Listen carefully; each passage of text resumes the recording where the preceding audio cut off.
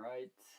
Hello, everyone. I think this is starting. I'm getting started a little bit later than intended because I had some technical difficulties. And yeah, this is my first stream ever, so please let me know in the chat if you're here, if everything's working correctly. But yeah, I'm also not expecting a lot of people to even be joining because I don't know if sorry. Yeah, I don't know how many people are going to join the stream. Again, it's my first time, but looking forward to interacting with all of you. This is going to be definitely my worst stream out of all my streams in the future because, yeah, even my setup right now is super janky, and yeah, everything will improve over time. So this is kind of like a minimal viable product kind of thing. So yeah, I see some in the chat. It says, Ben, this better be good. Hey, rare liquid greetings from New York. What's up? I love New York, actually. I really want to move there. I'm currently in Korea right now. Cool, someone from Australia. Oh, turn up the volume. Are you guys having trouble hearing me? Yeah, I should definitely make sure that that's not an issue before I get started with this. And let me...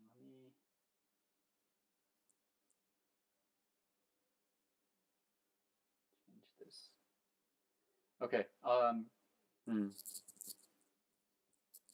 don't know how to change the volume thing though.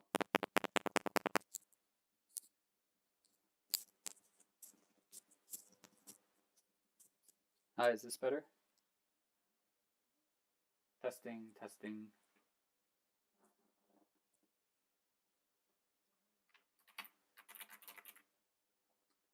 All right, I'll get started. Can you guys verify if you can hear me though? And yes, there's a recording for this later. Okay, cool. Seems like volume's good. Let me know if you guys think the volume is an issue later on, and I can try to make adjustments. Later on, I'll have like a mic and everything, but right now, this is the best I can do. I think it's because this thing that I'm using is not always like facing towards my mouth, but I can also try this other one I have. Let me try this one.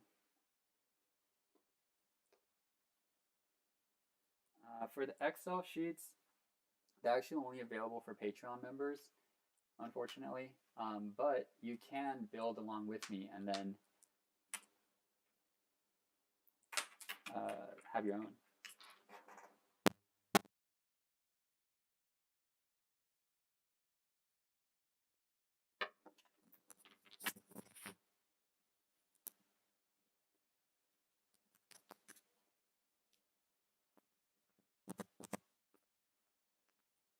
Okay, is this better? I also don't have a paper clip. Definitely will try to fix the mic issue before the next stream tomorrow. All right, I'm just gonna get started. Hopefully you guys can hear me because I think this might be the best I can do anyway. All right, so let's see. Yeah, we're gonna be going over a Netflix model, and this model is gonna be more simple than the ones I build in the future because I'm assuming that most people who are joining this stream are new to Excel modeling and all that. So I want to start more with like the basics, and then in the future things will get a little bit more complicated. And yeah, to be completely frank, I haven't modeled in like a month, so I might be a little rusty. But let me know in the chats if you guys have any questions, and I would be happy to answer concepts as I kind of go through everything as well. Yes, I can zoom in. All right, I've never worked this zoomed in before, but all right. So I'm going to be using a lot of shortcuts that unfortunately are not actually showing up in the stream from what I can tell. But so you're going to randomly see some like kind of changes.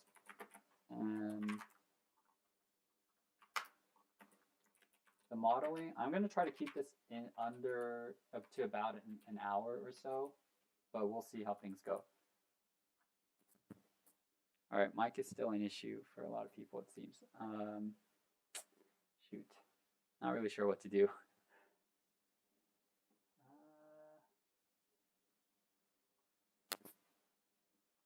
All right, well, let me just test this. If I hold it like this, can you guys hear me well?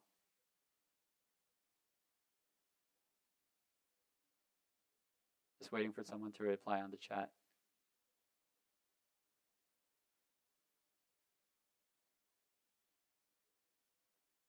I see. Okay, so it's definitely because it's not facing the right way. But I don't have 3 hands, so I can't, All right, shit.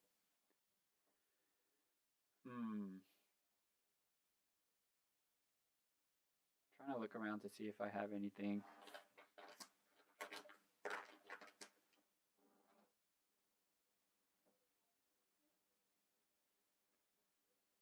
Honestly, I'm just drawing blanks here because I don't think I have anything.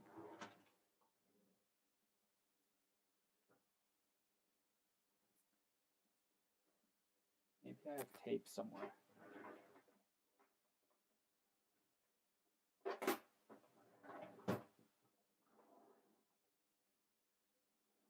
All right, I'm sorry guys. I'll just gonna talk really loud or as loud as I can while I'm streaming, and then tomorrow I'll have this issue fixed. But let's just get started with the Dcf because I don't want to waste your guys' time too much here. All right, so what I'm gonna just an overall of what I hook around my ear. No, I don't think that'll work. Or will it? No. All right. Okay. A lot of you got. Can you raise input volume? Actually, that might actually be something I can do. Let me check my.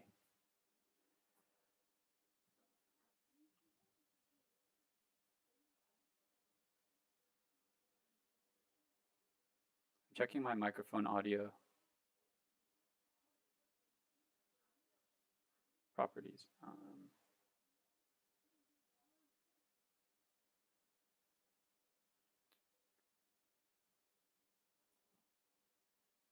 Okay.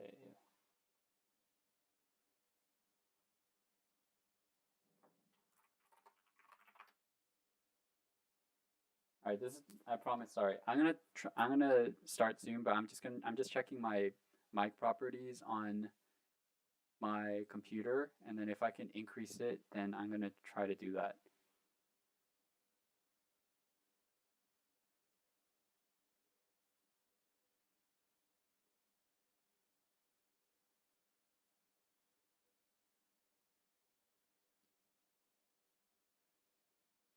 Okay.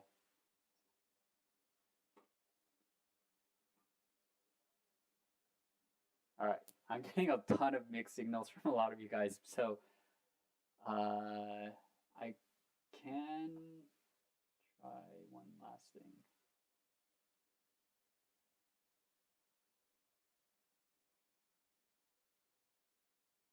All right, sure. Let me try using.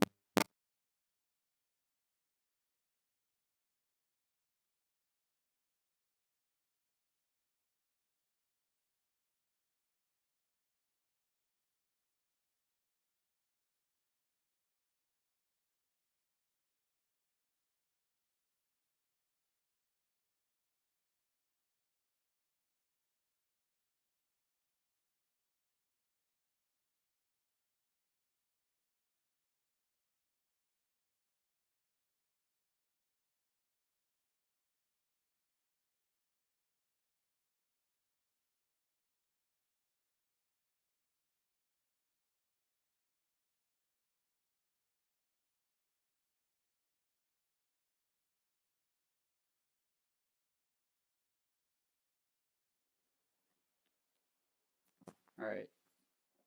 Laptop thing didn't work. Okay, I'm gonna just get started. I'm sorry, but let me answer a few questions first, if there are any. Yes, I am living in Songdo, Korea, and it says I'm completely muted now.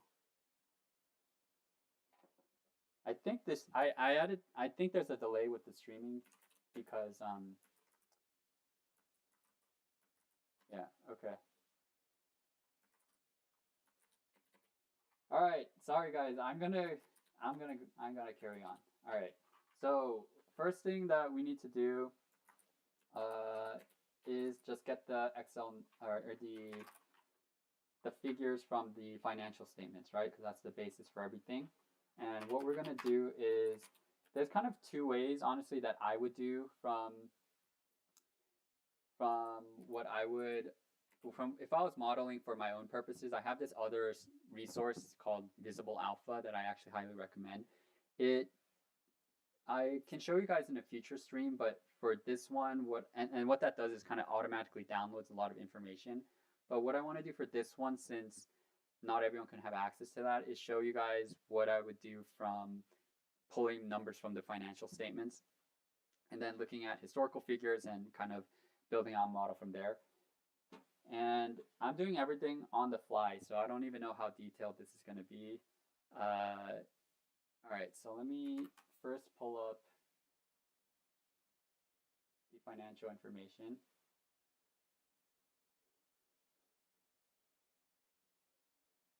One second. I'm so sorry, guys. This is not. I'm running into a lot of difficulties here, but all right, let me change this thing.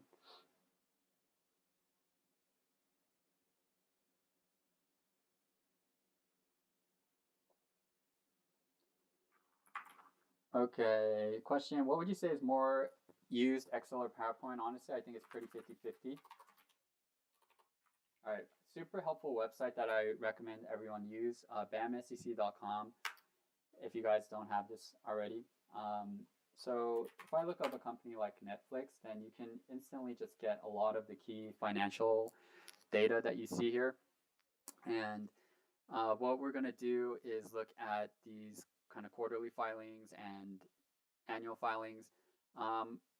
So I think what I wanted to do was look at all the quarterly figures, but I think that's going to take a lot of time. So for this stream, I'm just going to look at financial information from the annuals and then try to also incorporate the last 3 quarters. And there's a quarter, obviously, that just came out earlier today.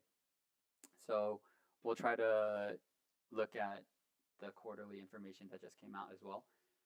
But what I would do is go onto here, and then there's a bunch of information that you can find in the financial statements if you click right here.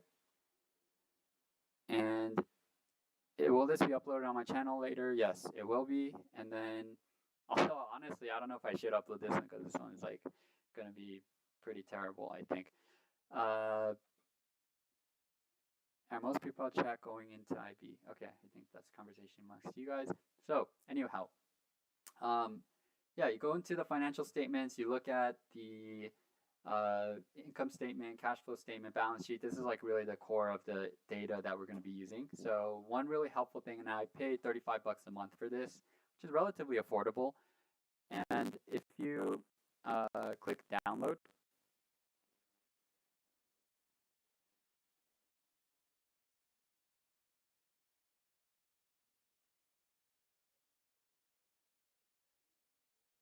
then the Excel pops up.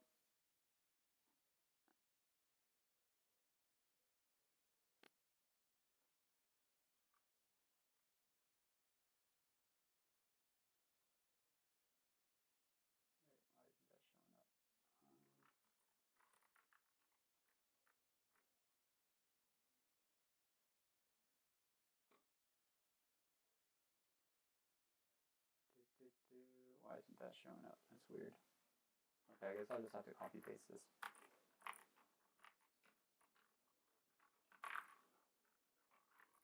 Okay, this is what popped up in the download. But anyway, you can see that there's a lot of or all the information for each of the years kind of popped up here. And I would just rename this sheet into the income statement and then move this over the end.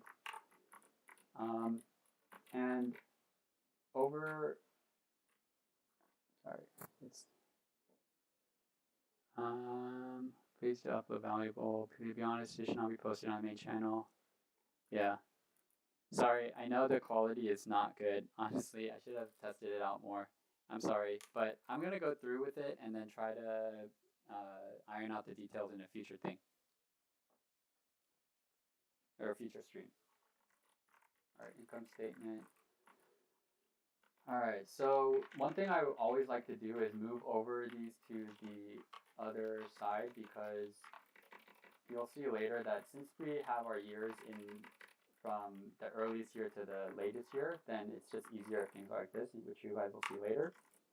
And let's see, so some key kind of information that we want to put here. What should I call this? Let's leave it as date for now. So I like to normally have like assumptions and things like that in a highlighted yellow. And then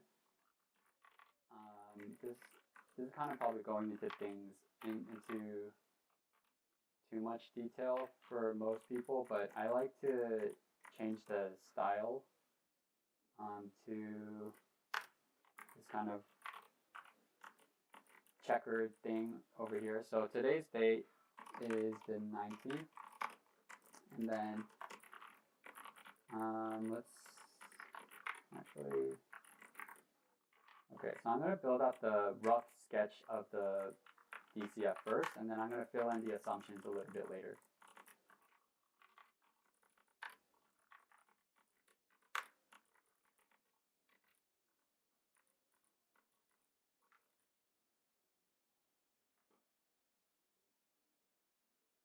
Okay.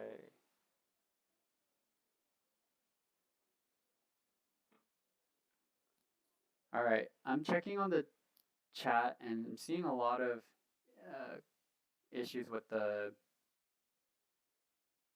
audio still, I guess. 1 second.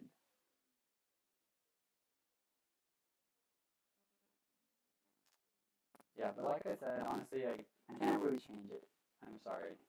I will have to definitely change it for the next stream, which is tomorrow. So I'm gonna, yeah, I'm gonna build this out, and then honestly, if the production's really bad, which it is, you guys can tune into tomorrow's. I'm just gonna look at the.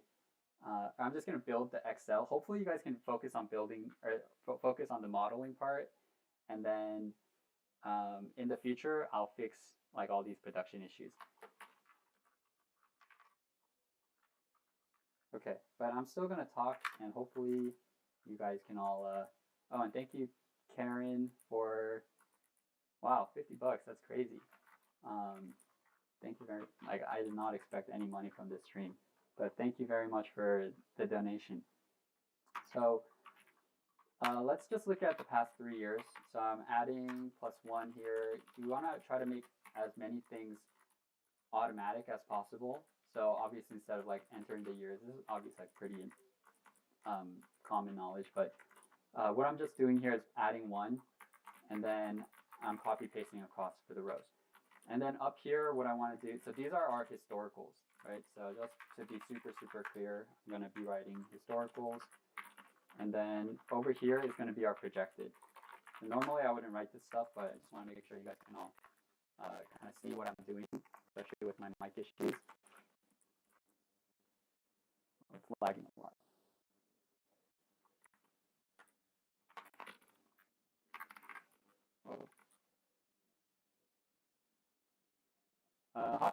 Hotkey to change the box color is Alt HH, and then where to find this? If I'm using macros, I'm not using macros. I'm just using normal shortcuts.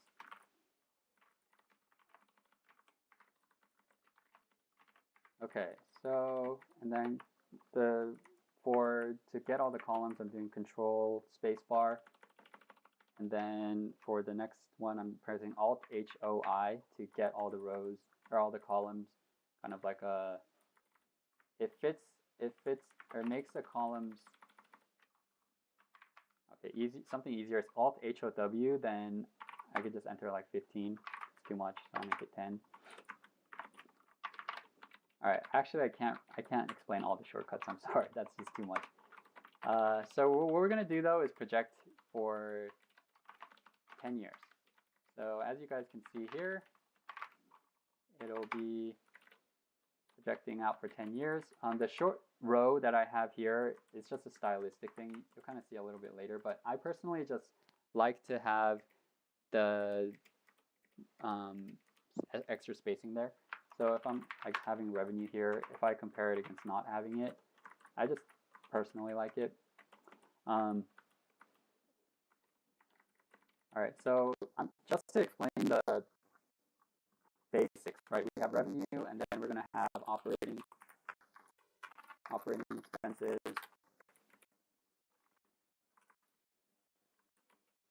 Oh, this is lagging a lot. I'm actually going to have EBIT instead of operating expenses. Then taxes.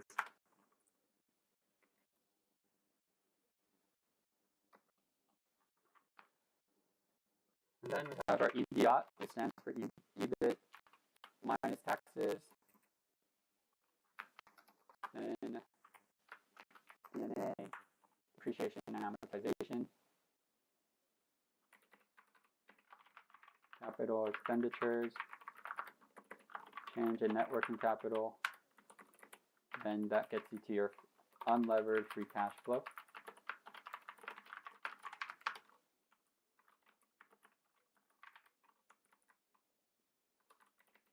All right, and then the reason that we pulled in this information here is because I want to link to them. So instead of like copy pasting from bamsec.com, it's just more helpful if you can like pull the figures here, and it also makes sure that you're really accurate.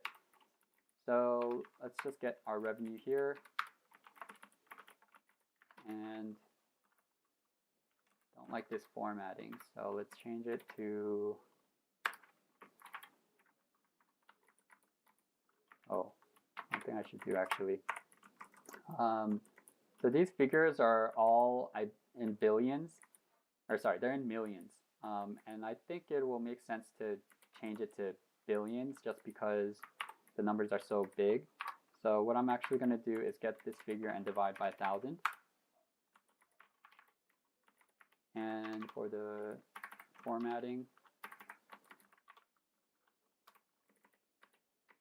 let's try number. Actually, no, I did that before.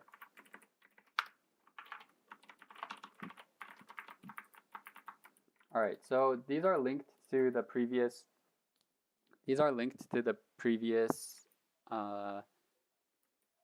Figures, or the historical figures, and oh, this is lagging a ton for me.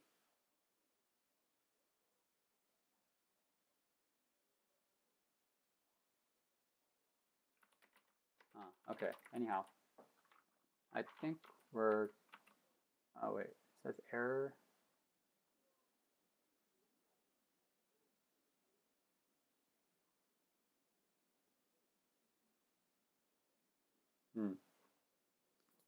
Okay, it says that the video is not maintaining smooth streaming. Obviously, bad thing. So let's see if I can fix this.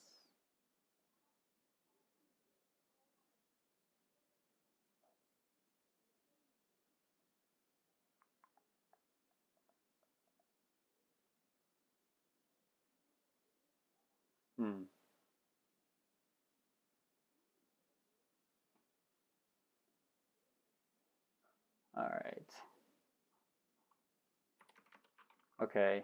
Hopefully this is working. But what I want to do next is find the growth rates. So let's turn this into percentages.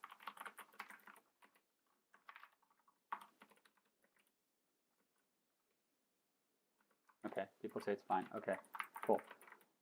So here you want to look at your percent growth.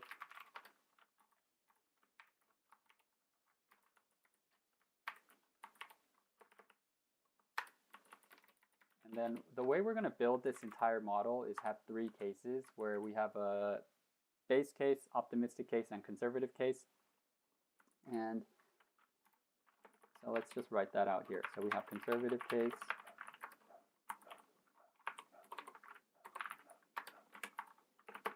base case, and optimistic case.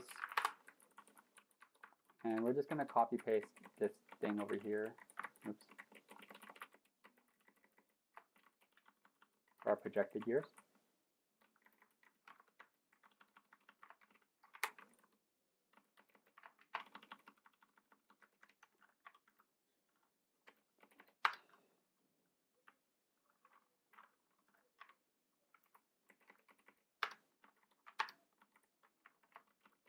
Oh wait, these are percentages.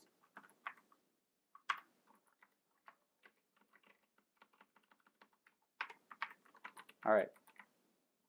So we got our revenue. So that's one step down. And what I am going to start building out now here are our assumptions.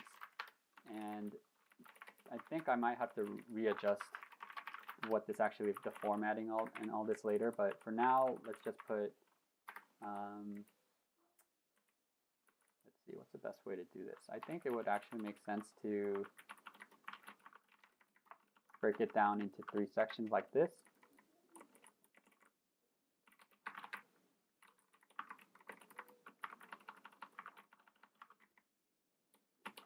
And this is going to be our conservative case, base case, optimistic case.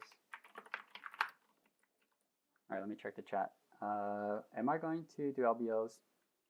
I might do one in the future if there's enough demand for it, but I would never really look at LBOs to analyze stocks. Okay, so this is really the basic structure of everything. What we're going to use is an offset function, and the way that it works is, as you can see here, up here, it says reference, and then rows, columns, height, width. So reference is just whatever cell you're starting off with, and then the number you put afterwards is going to go that number of rows or columns down or to the right or left. So I think if I use this as an example, I'm referencing this current cell, and then if I press comma, and then I go to this row here, or this assumption that I'm going to build later, and then put 0 for columns. And what I can do here, well, let's just put this for now.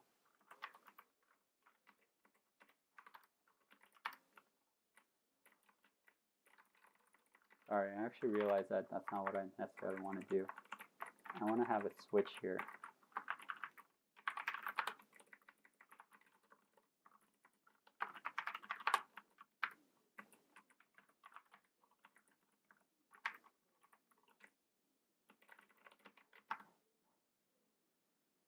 All right, let's move this up here. And I'm just going to show you guys what this does first, and then I'll kind of go into the actual numbers itself. But let's say I put like 20% here, 25% here, 30% here. Then when and let's say I link to these.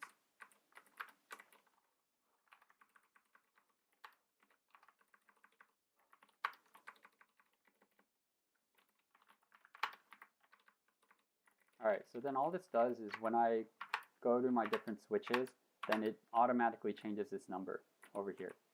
So then if I make this times 1 plus the growth rate, then that provides the net revenue for the projected. And so if I just change this, then it gives me my different cases. Yeah, Tommy, there already is a Discord group actually. You can check my description, there's information in there. All right, so then that's the basis for everything. We're going to be building out revenue assumptions, EBIT, taxes, all of this stuff. We're going to be kind of using this whole structure. So it's the crux of everything. Yellow boxes, just highlight the light yellow here. and then you use borders. All right.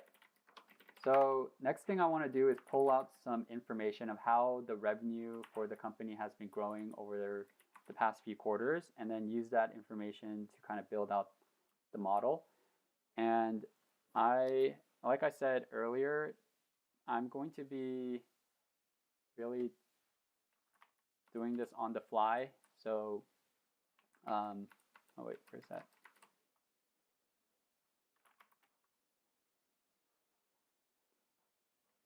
So there might be some figuring out that we're kind of both going to need to be doing. But let's go to bamsec.com, go to Netflix, latest earnings.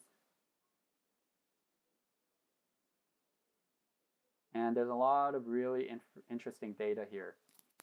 So you have, am I going to be uploading to the stream? Honestly, I'm not sure because the quality is so bad. I think it might be better to watch my Tesla video tomorrow when I make changes to my production quality here.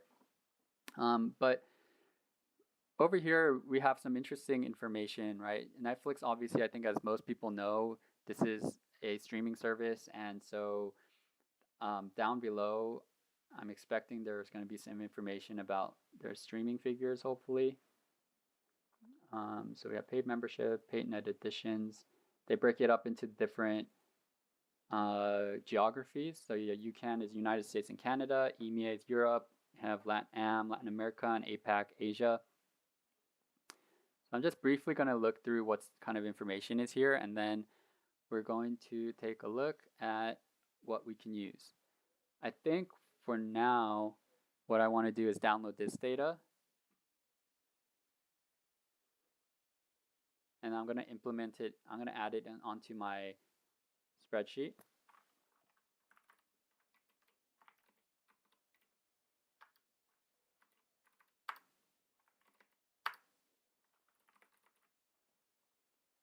And let me move over to my Excel. I should save this.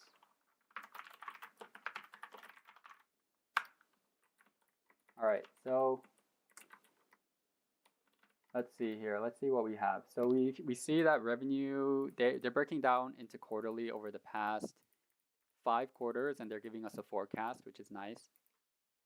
And let's do a little bit of thinking here. So we have year-over-year revenue growth. It's growing around 20% or so. They're expecting things to kind of slow down pretty significantly, down to 16%. And we have to remember that, okay, wait, sorry, there's some chat questions. We have quite a few people in Melbourne, Australia. Oh, I'll watch over the stream after. What I'm going to do is I'm going to watch the stream myself and then see what the quality is like. If it's really bad, I'm sorry, but I'm just not going to upload it. And then try to fix everything for tomorrow's video with Tesla. That'll have a lot of the same kind of structure that I'm building out here. All right, but anyhow, so we're looking at revenue. We have to remember that in 2020, there was COVID, right? And so everyone was kind of going into this streaming and all that. So revenue growth might be, that might be why it's like a lot higher here. Also, obviously, as you grow your revenue, you're going to just have a harder time growing faster because you're comparing to a larger base. And all right, operating income, that kind of information will be helpful later. Global streaming paid memberships. So this is just their increase in their number of subscribers pretty much. And I know this has been a huge topic for Netflix overall with investors, because subscribers obviously that's their whole business, and it was slowing for a bit, or that was a concern over the past few quarters, as you can kind of see here. So there's a question of whether or not Netflix has like saturated its market, and there's a question of if they can gain more subscribers through reaching out to international markets, and so that's been a big focus for them lately. Global streaming paid net additions. Not really sure what net. Oh, okay. So it's just like the increase per quarter, quarter over quarter, it seems. And then they have free cash flow figures. Okay, so what we're really going to focus on is the revenue growth, probably the revenue here. So it seems pretty safe to say that quarter 2021 or the full year of 2021, like we can rely on these figures right here. So let's see what the sum is. All right, 29,700. Oops. Okay, so then base case, so this was our previous year. So this is honestly a little bit janky, but normally I'd probably want to break things out quarter by quarter, and that's what I'll do in future models, and we'll have everything more clean. But right now, what we can see here is if we calculate the growth rate, we're expecting a 19% growth rate from 2020 to 2021. And I would say that that's pretty reliable because what these quarters forecast is just like obviously what it sounds like. The company is like, hey, we think we're going to make this much in the quarter, and usually the company is pretty good at estimating, so they're not going to be too off from that number. And there's a question here that says, why is revenue growth not tied directly to global streaming paid memberships growth? And that's probably due to pricing. That's what I would guess. And because they're probably leveraging other parts of their business that can bring them in more revenue per user. Maybe they're increasing pricing. There's like a bunch of potential reasons. And so anyway, the important thing here is that this 19%, let's just call this, let's just like link it to this. And I think in a base case scenario, it makes a lot of sense to use this number. And now let me think about how I would want to trend this down. So we see here we're going from 28% to 24% to 19%.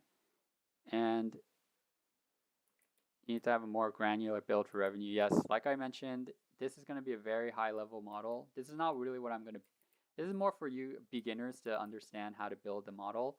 This is not going to be something you should necessarily rely on for your own valuation of Netflix. In future model, like what I plan to do is look at, for instance, the different geographies that Netflix currently has, and then break that down into the number of users and the paid users, and then project those out into the future, looking at all that segmented data. But the reason I'm making this more simple is for beginners to kind of watch this, and then also production value of this stream is not good, so we're gonna fix that and then move on to other stuff. All right, so 19% is the base case here. So let's see. What should we do? What I'm going to do is look into the financial statements and try to understand how Netflix thinks about its business. Oops, it's definitely the wrong thing. Oh, why is it so buggy?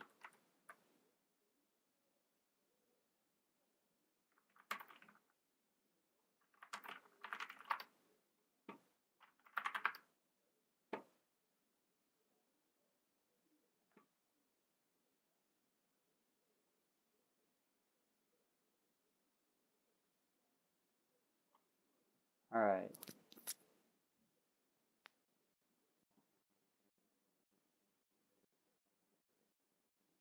I'm looking for more segmented data, any kind of information that would help figure out for the company. Oh yeah, this is information we would want.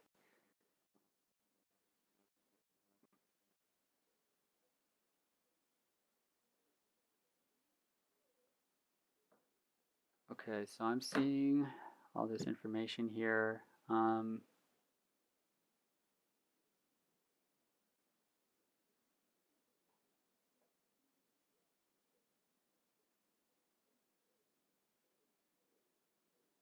Okay, so I'm just thinking in my head whether or not it's worth segmenting all this data out, building all of it, because that would take up a lot of extra time.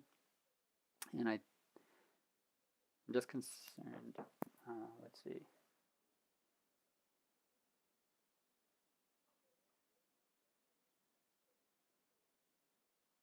Okay, thanks. All right. Or sorry, I was looking at the comment here. Bro, stream's going well. Don't feel defeated, distracted. I'm definitely feeling a little bit on edge because of this whole thing so far. But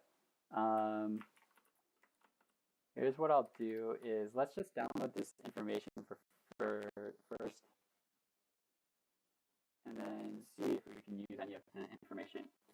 I think what will be helpful is if I try to like analyze at least some of this data, so that is helpful to see how I would think about things for all of you, and then I will, and then after that, in the future, I'll build a much more segmented and like detailed model in the future. All right, so let's go to Excel. 1 second.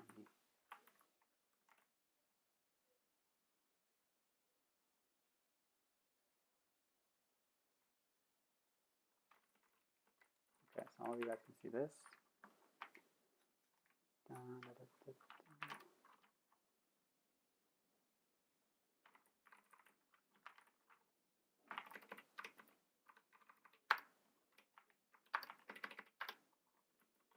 All right, so now we have information about United States and Canada, Europe, Latin America, Asia, and just format this a little bit so it's easier to look at.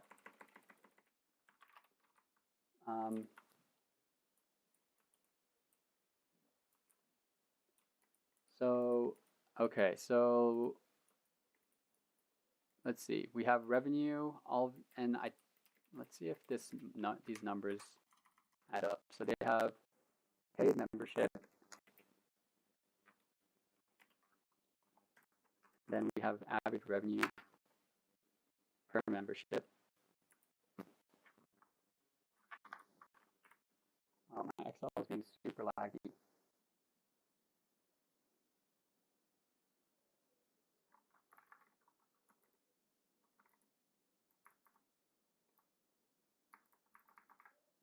Okay, that doesn't add up to revenue. So they're definitely doing something different to calculate the revenue.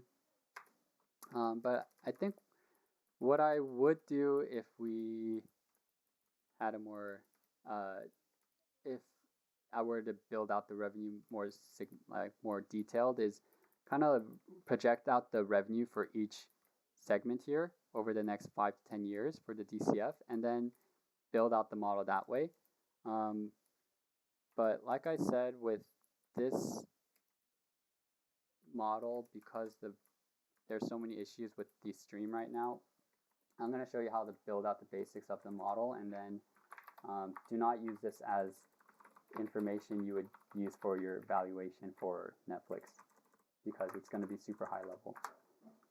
In the future, though, I will definitely try to make it so that the model I build can be kind of used as like a way to think about analysis for the company you're looking at. So let's make this our revenue switch,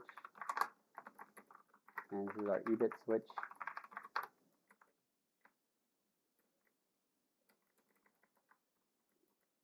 I see some questions. Do I have CapIQ or FactSet? I use FactSet.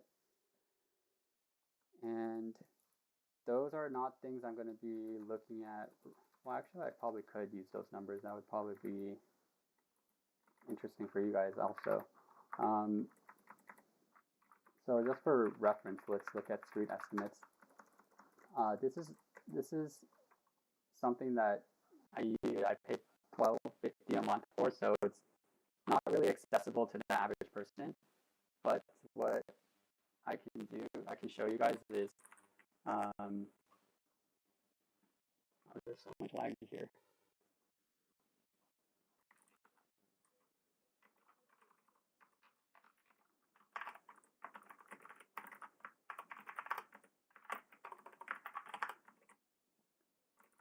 right, so what this is going to do is actually pull information from street estimates, so equity research. Right. Sorry, this is usually a little buggy.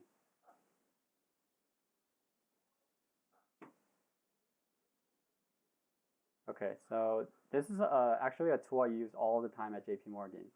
And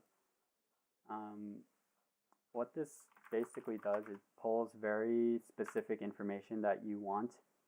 Like as you can see here, there's a ton of like things you can pull from. And if you click consensus estimates, and we go to revenue or sales, oops.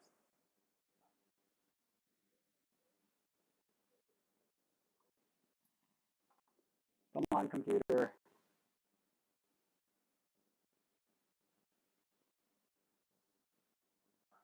It's lagging a ton.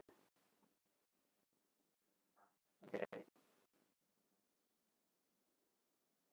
All right, so then mean report base is annual, current year. We want to get the year that we're looking at here. Start date, link to our date.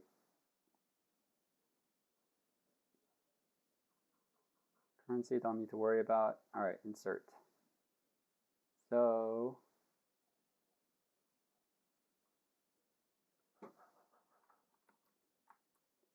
Aerotech Capital is a crypto hedge fund that I'm working on starting and launching in January next year.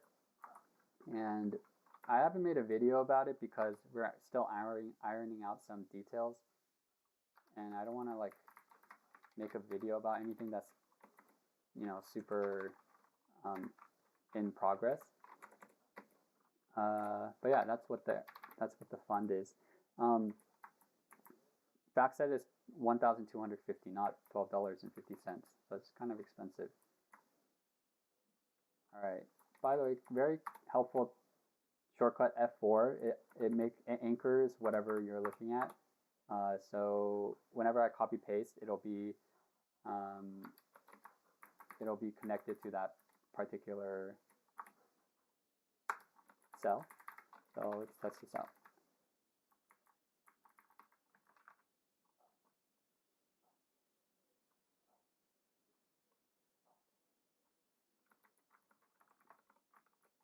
Cool, it seems like it's working.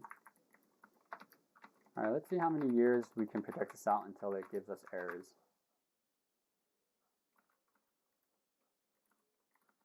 Okay, so cool, it gives us until 2027, but this is like a nitty-gritty detail that I don't think will be super important, but I'll just talk about it anyway. So the first few years of estimates are usually pretty accurate, and that's because obviously it's a lot easier to project the future of the next 1 year or 2 years versus next, like, you know, 5 years from now, 7 years from now. And so typically if you're looking at these, when I'm looking at these financial street estimates, like I would not really want to focus too much on these later projections or not rely on them as much. In our case here, given that I'm not going to be projecting out like segmented data, I'm more tempted. I'm going to just like actually trust these numbers for now and then sensitize on them.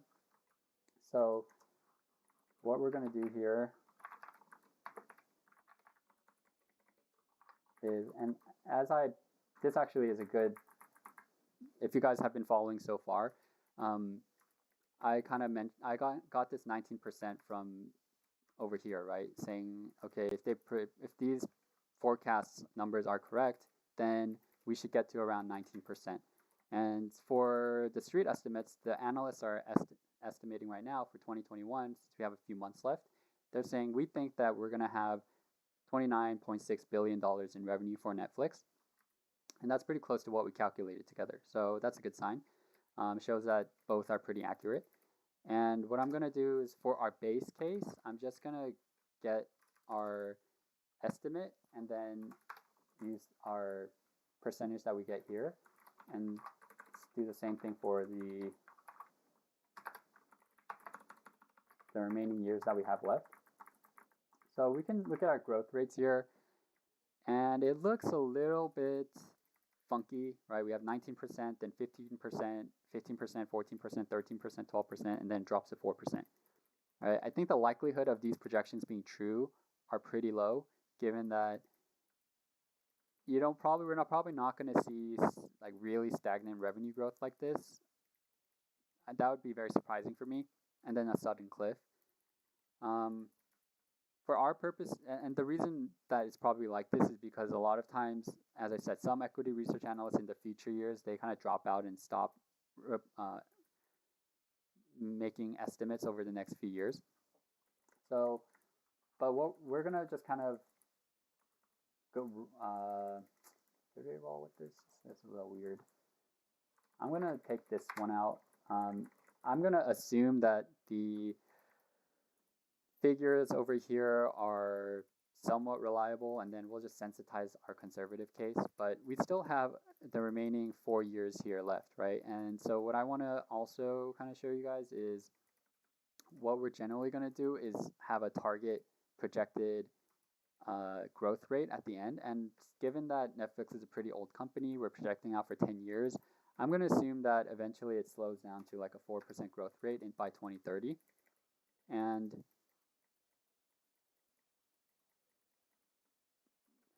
10 years, 5 years. Well, I want to show people what a 10-year DCF looks like. That's why I'll go with 10 years. Just responding to a cool. That's a totally valid comment, though. So what I want to show all of you is how to basically create a formula that linearly declines your revenue down to this target growth. So what we want to do is get our previous year and subtract out the difference between our 2 years here, our revenue growth rates here, and then divide by the number of years that's the difference, right?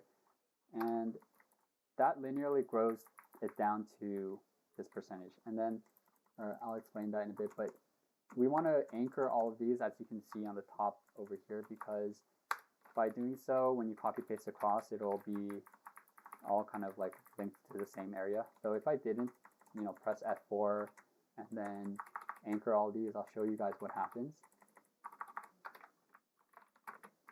Right, it gets 10% because everything's out of whack. So let's press F4 here, F4, F4, F4.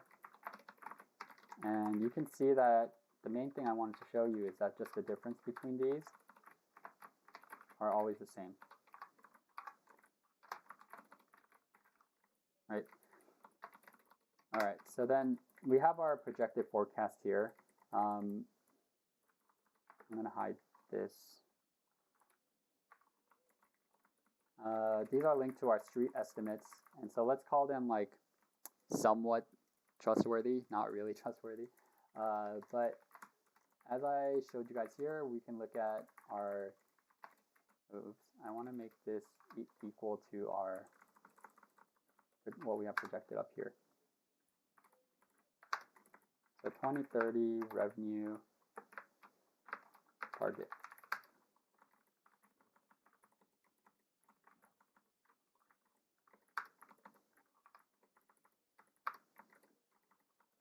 All right, optimistic case. Let's fill these out a little bit later. How did I learn Excel? I used to work in banking, and so what was that? So that's how I learned. Oh, I see. So another example of the importance of anchoring where you need to. So if there was an issue here because it's connecting to the wrong cell, so this needs to be anchored. And so now we have our projected revenue, right? And so for our conservative case, again, what I would want to do is look at segmented data and try to create cases for each of those, but that would take a long time. So what I want to do here is have a kind of a decrease per year that seems reasonable. So let's say, so revenue like slow down, or revenue. Let's just write percent of base case. And let's say it's 80%. We can adjust these later as we see fit. And then for percent of base case again, and then let's say this is like 120%. Just have that for now, and then see what happens. Also, by the way, though, you would want to make sure that you're not just using very like the same assumption for every single year over the next 10 years. Normally, I really focus on the first few years and making a little bit different, and then or basing it off of like key assumptions, and then projecting out into the future based on what the assumptions say. But for now, let's just get what I built out here. And a good example of why you wouldn't want to do that is right is because for 2021, as we saw earlier, there's a very high likely chance that this 19% growth rate is going to be accurate. But then, wait, was it 19%? Yeah, 19%. But in this like base case and conservative case, we have 15% versus 22%, right? Which is not really, it doesn't really make sense here. So that's something I would change. I think it actually, in our case, makes sense for the first year to be just all 19% like this. And whenever, for formatting purposes, especially if you're going into banking, what's helpful to know is anything that you have like a different formula or something compared to the rest. So these are obviously all calculations. And over here, same thing, but in this column, this is linked to this and this, and you just want to call that out by making it red. That's what I usually do. All right, so we finally got to our revenue growth. Let's see, and normally also what I would probably want to do is create a revenue target, but I think in our purposes for this case, let's just keep it simple, and then just have the percent of base case over here.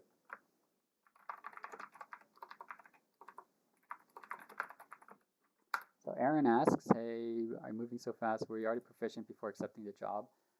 I was definitely not. I pretty much didn't know anything because I was more interested in consulting, and so I didn't really learn much Excel in consulting, and so I learned everything on the job. So don't worry about that if you're trying to go into banking. I'll also try to slow down a little bit. Shortcut to make text red, Alt-H-F-C. And then just use your keys to go through. All right, Ebit. Let's go to our information here. So operating income, have the figures. As we did before, we want to divide. For the shortcut, or the formatting you want to do when you link to other sheets is green. Don't ask me why these colors are these colors. It's just what I learned. All right, and then for percent margin,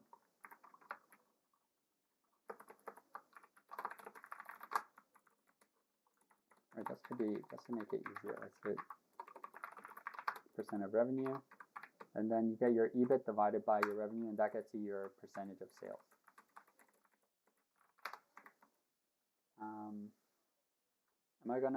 So the sheets are available for Patreon members.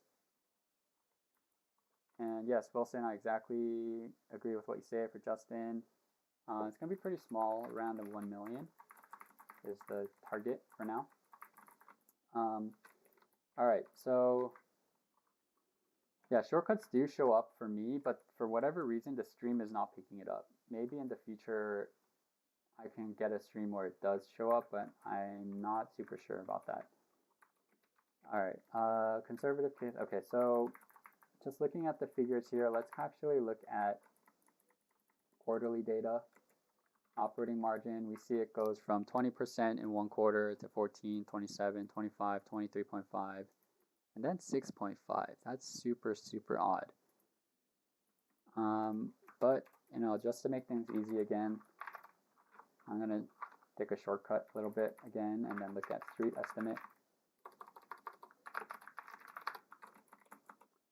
So let's look at the FactSet thing.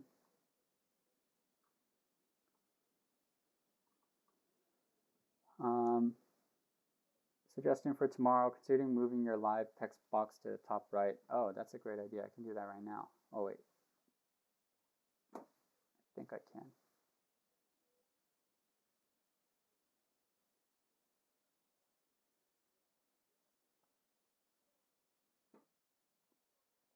I tried moving my box thing. Hopefully it worked. I feel like it didn't because it. Huh. Why is that not working? It's weird. Okay, okay, I think it worked. Cool. So I'm gonna look at consensus estimate again.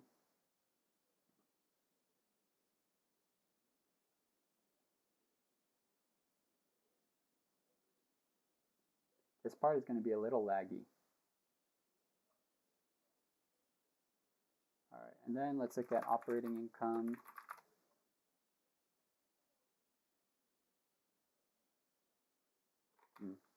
Seems like they might be under Ebit.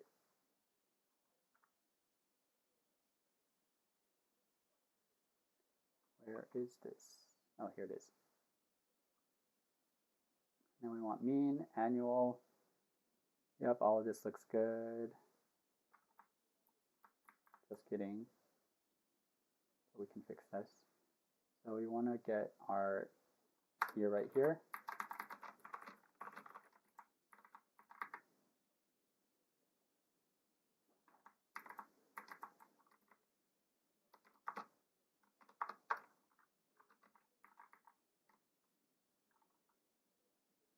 All right, and this is also my, as you guys probably can tell, my first time streaming, and so I'm trying to like manage looking at the comments on the feed while also modeling and stuff. So sorry if I'm responding a bit late, but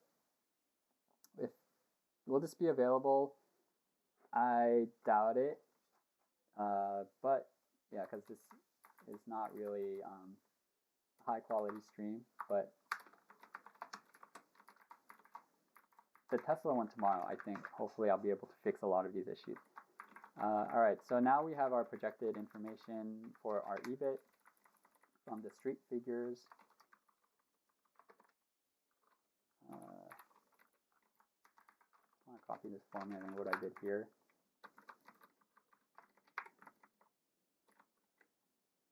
Sorry, a little late to the party, but quick question. Are the projected revenue EBIT figures off three-statement model for purely last year? So it's normally for DCF, you're not going to need to create a three-statement model. It's just doing like way too much work for what you really need to do. I think the main thing that would be a lot of value is having very segmented revenue information and projecting that out well. And then maybe also your operating expenses. After that, everything else in the DCF, like your cash flow items and all that, is relatively not as important to, or it's still important, but not as important to get super correct. Or sorry, segment into very specific data. So let's see what we get here. Street estimate, let's write percent of revenue for this.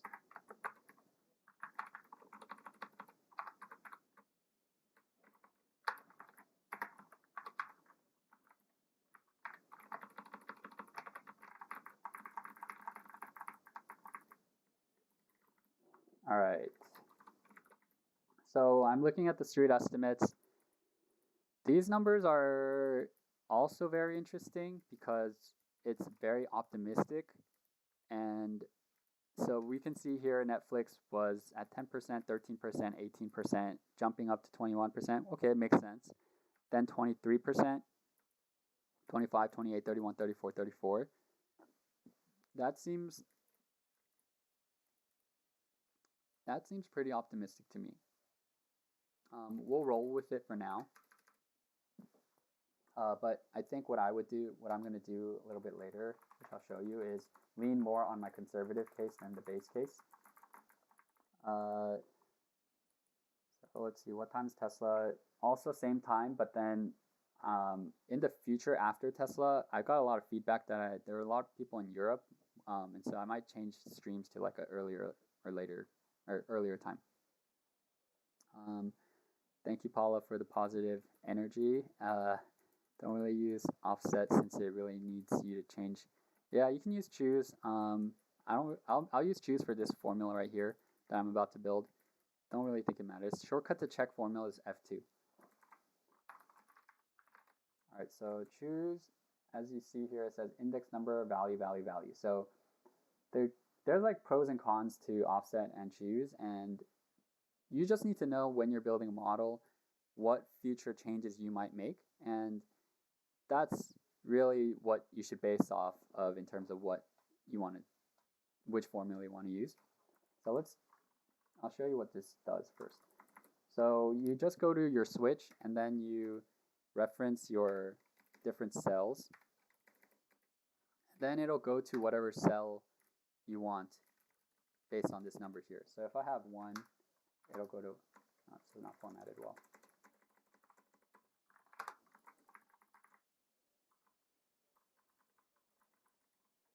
Right, cool. Do we need to account for DNA, net working capital?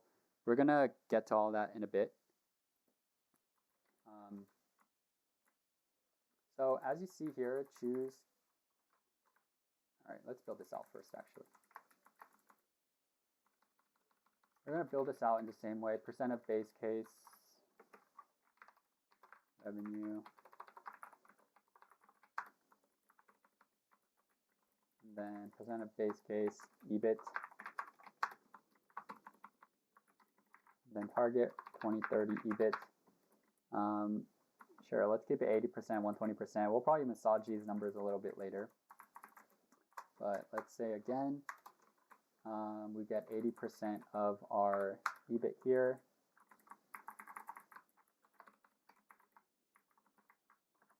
Make this red.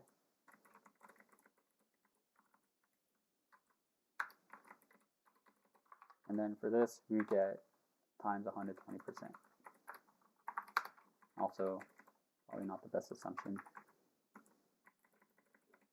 I'm going to change this in a little bit, actually, but let me just copy paste this here.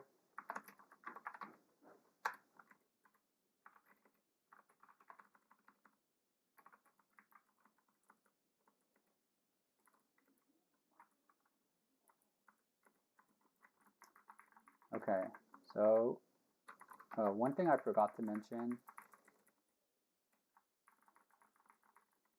is when you link to the same cells in the sheet, usually make them purple, at least at JPM, but I'm going to leave this at black for now.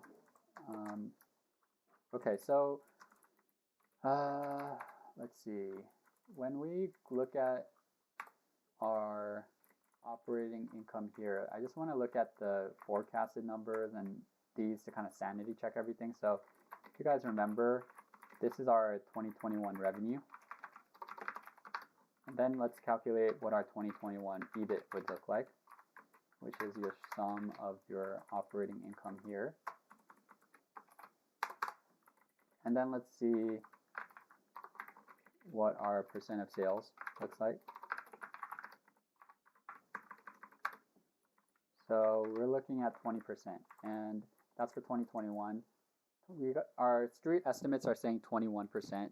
It's like relatively close, and so I wouldn't worry too much about this, and I'm going to make 2021 again the same here because it's just a much better assumption to think about things that way. Page break view in Excel. I actually don't use page break for DCF modeling. I might use it in other instances, and that's just because I'll usually create so many rows and everything. All right, and then why is this doing that?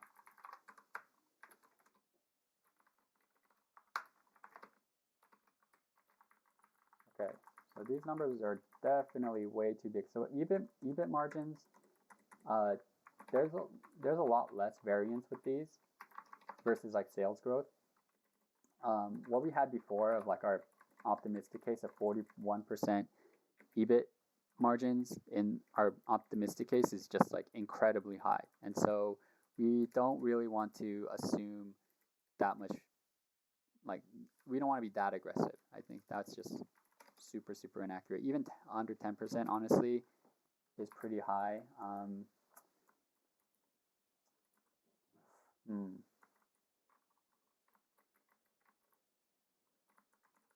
Yeah, let's just leave it, and then over the next, once we get to, so the thing with EBIT margins and the way you want to think about this is EBIT margins are eventually or they usually kind of ramp up to a certain point, and then once the company becomes super what's the word,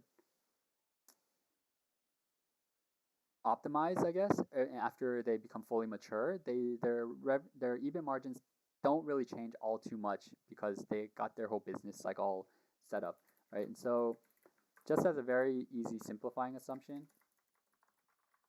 black. Normally, if you have like a new company and it's just ramping up, and I guess even for Netflix, they're kind of ramping up their EBIT margins, but normally you would ramp this up to a certain number and then keep it steady. And for our case, we're just going to keep it steady after this final year, because I'm just going to make the simplifying assumption that in the final 3 years, the EBIT margins stay pretty flat.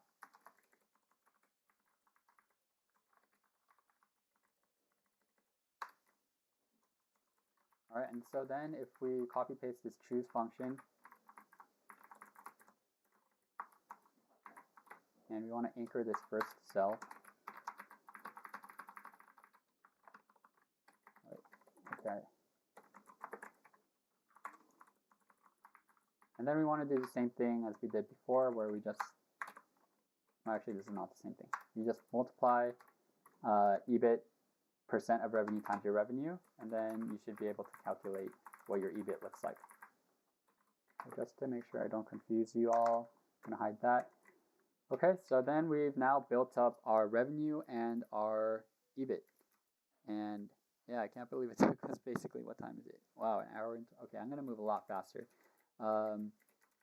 So taxes, we're going to do basically like the similar thing. So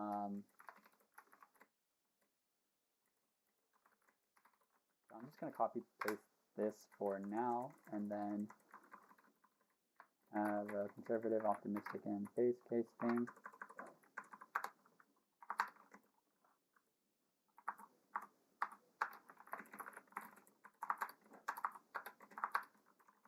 All right, normally, actually, yeah, what we can do here is look at our find our tax rate. So because we have our income statement, let's see, where is our taxes? Income before taxes, provision for income taxes. So here's what we want. And so provision for income taxes, that's just your taxes.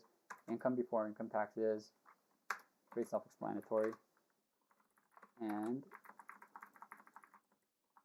let's see what Netflix has been paying in taxes.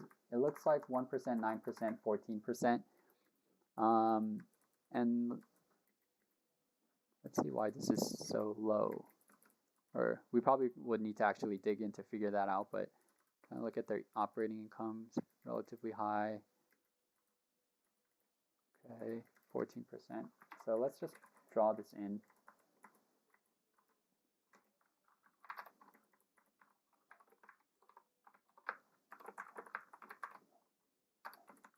So historically, and this is not percent of EBIT, but it'll be good for reference.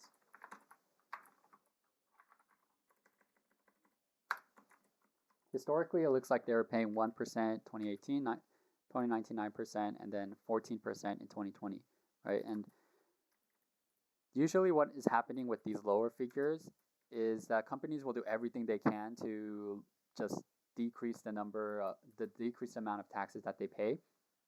And so who knows what they did really, but a lot of times what companies have are things like net operating losses. And so when a company has losses for a very long time, then they'll carry those forward into the future and pay less in taxes. Also, thanks Nicholas for answering so many questions on there. All right, and then let's see, for the base case, so corporate tax rate in the US, I think should be around 21% given the latest law. So for our base case, I'm not going to worry about our taxes too much. I'm just going to assume that we move towards a more normal tax rate, let's say. So let's say tax rate.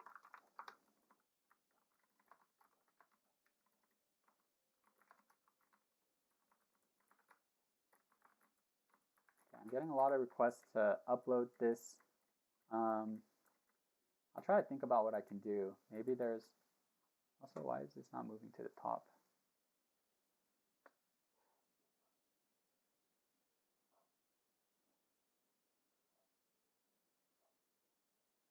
I tried moving my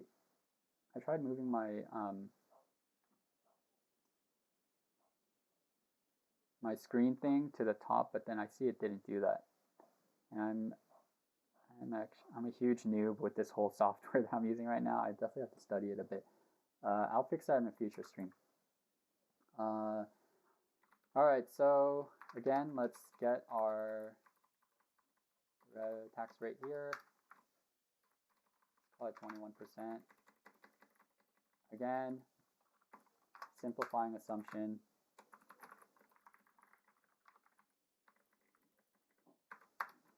And then for our conservative case, we actually want to increase our tax rate because in a conservative case, you want to get less cash flow, right? And more taxes you pay is worse for you. So let's say it's 20.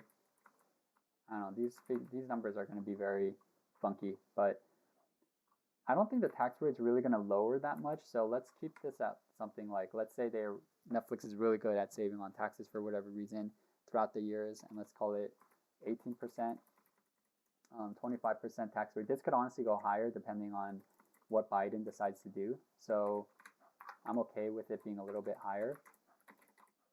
I mean, it could honestly go higher than 25%, right? So let's have that. And then our optimistic case.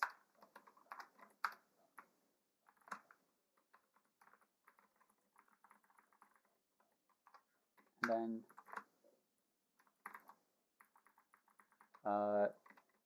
we can either, all right, let's up here, create our tax switch.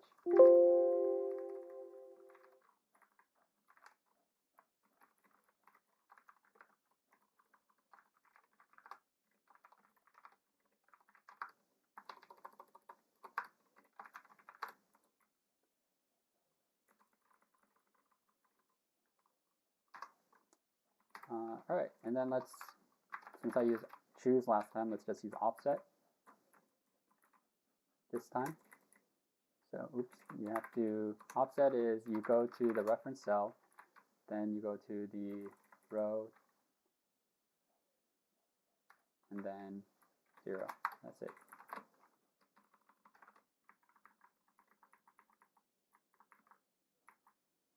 I'm forgetting to anchor that. Oh, this is weird.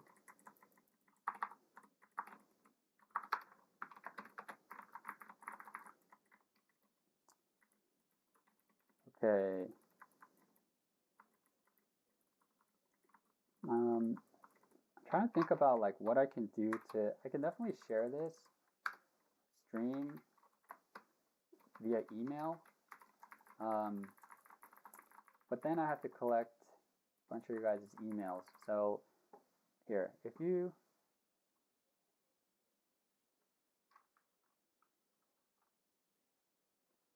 M Greeny, it's funny if you're in banking. Yeah, also if you're trying to build on a Mac, it's a lot harder. Okay, if you guys send me, alright, I'm just gonna take me some time, but honestly, I'll just do it for you guys. If you guys send me an email to ben@rareliquid.com, just say stream, or like you don't even have to, well, actually in the subject, subject, add the word stream. Then I'll know you were on here, and then I'll privately share it with you all, so then you guys can like review it. But yeah, I don't think I'm gonna upload this publicly just because like I have so many things I need to fix. So hopefully that's a good compromise. All right. Okay, so anyhow, so now we have our taxes, right? So what we need to do now here is just calculate our EBIT, which stands for earnings. I'll just write this out: earnings before interest and after taxes. EBIT. It's just EBIT times 1 minus the tax rate. All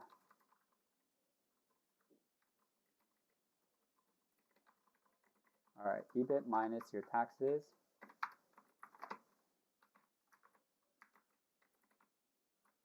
That gets us to our EBIT.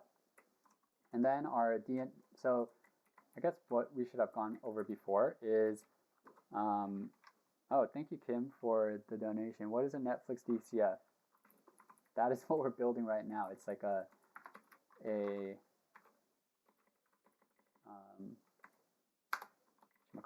it's a valuation methodology. And it's what you use to analyze stocks and try to figure out like how much you should be paying for certain companies and all that stuff. We'll get to a price eventually.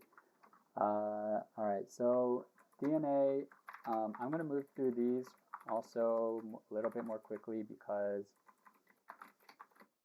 the stream is going on for a lot longer than I thought it would be. And I know it's getting late for a lot of you, so I'm gonna try to, like, I have a lot of time actually, but I'm gonna be mindful of all of your guys' time. All right. So we're building out the same thing here. I don't know why this font is so odd to me, but okay, so we're gonna do the same thing for all three of these. So I'm gonna build out the structure first. And actually I do need to probably, if you guys want to understand this thing, it's important to know like what formula we're building out here. And your unlevered free cash flow formula is your EBIT times 1 minus the tax rate, aka minus your taxes, plus D&A, minus CapEx, minus change in net working capital. And that's what we're building out here to get our unlevered free cash flow. And then once we build out our cash flow, we're going to discount it back, use terminal growth rate, all that to like figure out our valuation, but we'll get to that in a bit. For our DNA, I'm going to quickly go on bamsec.com, figure out and download information from our balance sheet. Wait, sorry.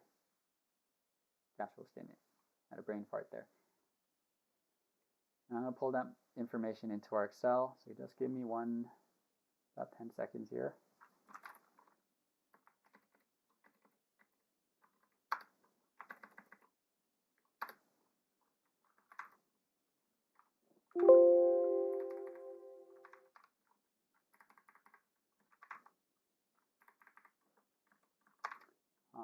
Getting my shortcuts. HOR, that's right. Cash flow statement. Okay. So this is where we're going to pull information for the depreciation and amortization and our capital expenditures.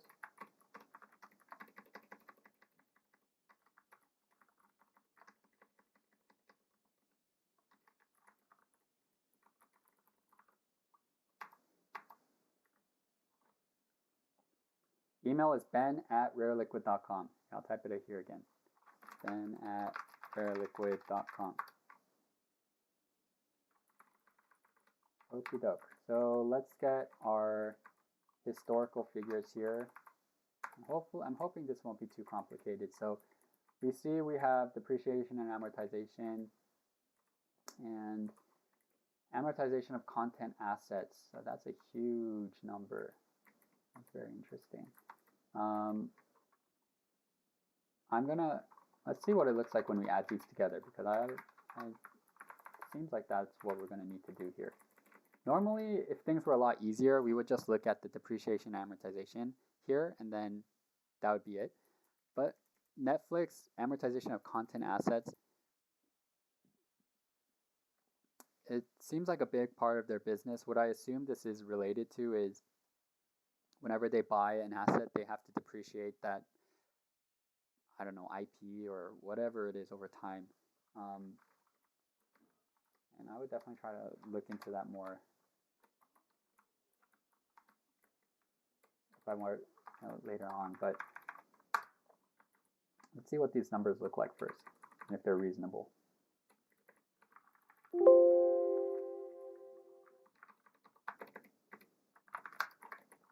Okay, 7. This seems awfully high. Yeah, 37%. I think that is way too high for our purposes of what we're doing here. I'm gonna actually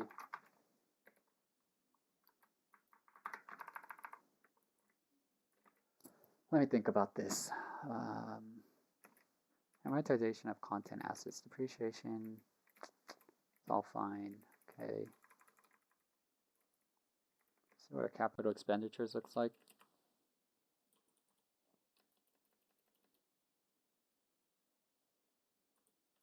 Okay.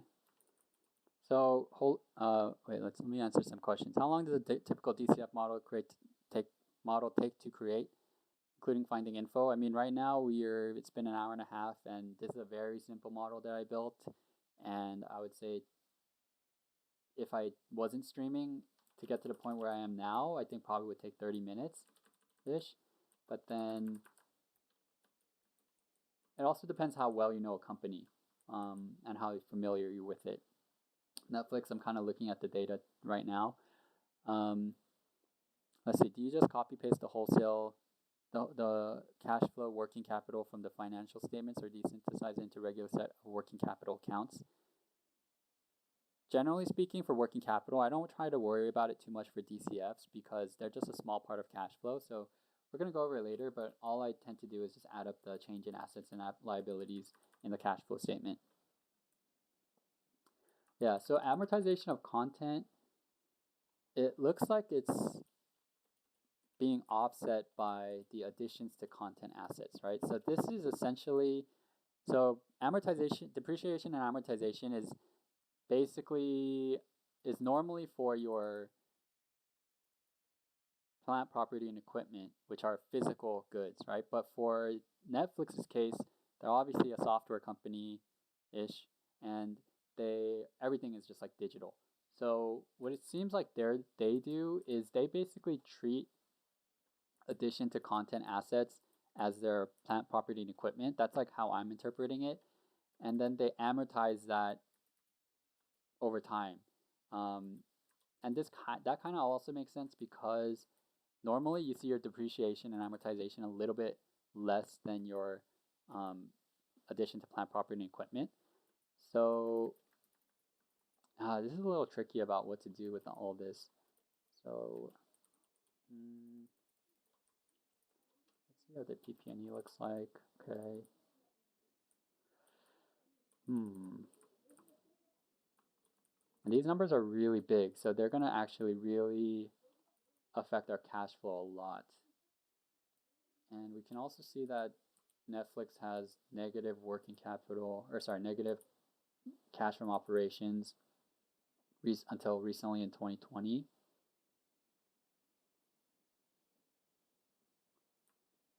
Okay, interesting.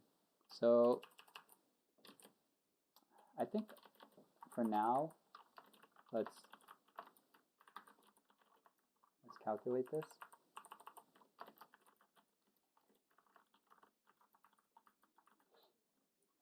And for capital expenditures, so as long as they're offsetting each other well, then I'm not like too worried, but honestly, I've never come across this kind of issue before myself. And so let's say, so basically what I'm going to do here is add our capital expenditures for the addition to content assets plus also the plant, property, and equipment here, and then add a negative. I'll also need to divide this by 1,000.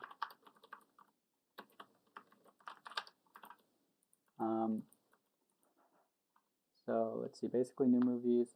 All right, there's a lot of questions here. Yeah, thank you, Nicholas, or Nick, for answering all the questions. Super helpful for everyone.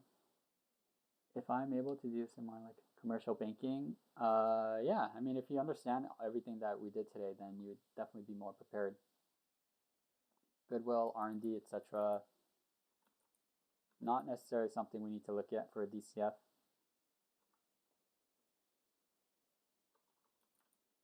Add the content amortization less the yeah, so that's kind of basically what we're doing here, right? And so, but I don't know, this is very odd.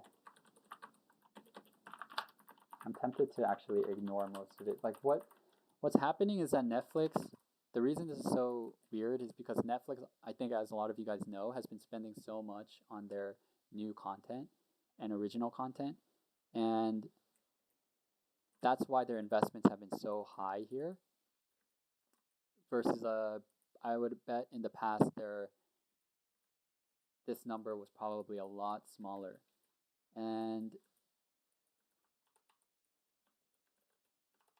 let's see, so these numbers are kind of like normaling out. So, you know, normally we add D&A and subtract out capital expenditures, and for most companies these numbers are so close to each other that they kind of offset each other. So that's why I'm kind of okay with these numbers getting close to each other, but I think for building out this DCF, yeah, honestly, I would have to research into like these actual figures a little bit more. I think it'll be, for our valuation purposes, it's gonna be easier if we, oh, why is that looking like that? But that's also very small. This is what's annoying, or not annoying, but challenging about looking at new companies, and they all have like their own different ways of doing everything. And this is something I would actually normally for D&A and CapEx, I wouldn't spend that much time thinking about it, but in Netflix's case, it'd be very helpful to build out a model of, or like think about estimates for how much money you think Netflix is gonna invest into their content business over the next 5 to 10 years, because yeah, the number might keep going up. I'm gonna, in our case here, I'm gonna keep our number. I'm gonna keep this because I think it's a very important part of the whole business. It's actually probably gonna reduce our cash flow quite a lot, but I think it'll give us, you know, more of an accurate understanding of what Netflix should be valued at. So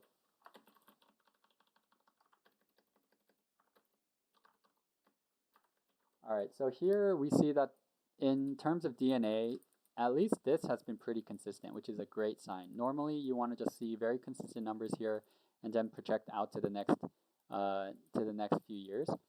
What I'm going to do is I'm going to try to normalize. I'm going to try to even a lot of this out. So first assumption we're going to make here, and probably good, is rec freeze.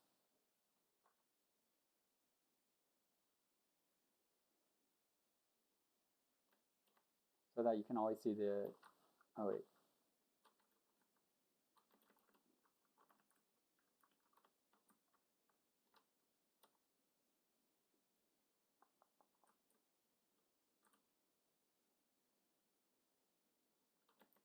Let's see if I add a row. Okay, cool.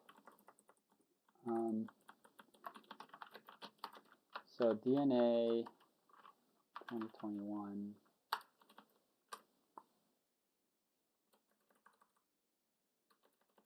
So this is gonna be an average of your previous years.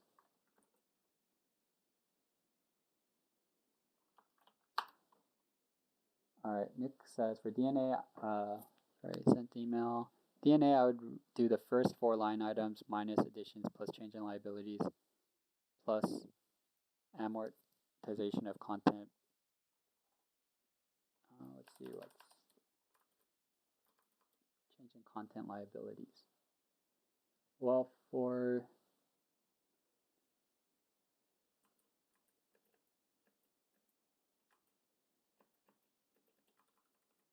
change in content liabilities,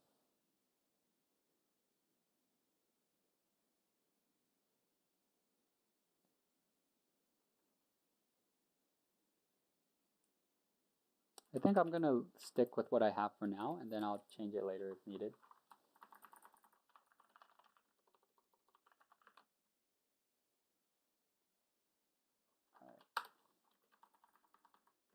Okay, so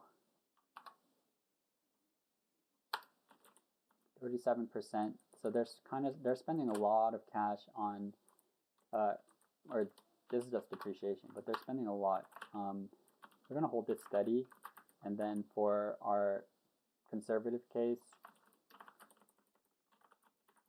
do a similar thing as before.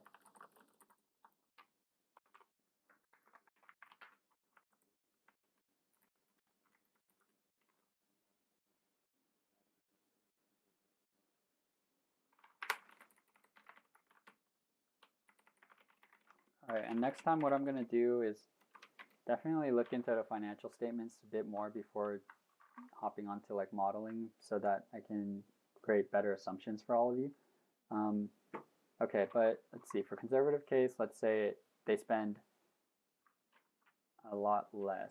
So let's say 80%, and then for, actually let's make this 90%. 110%. Okay, so that times your base case.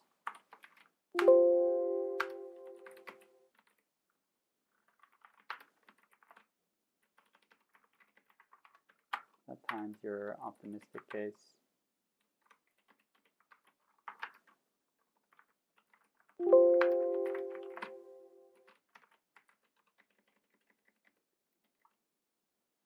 Will this video be posted?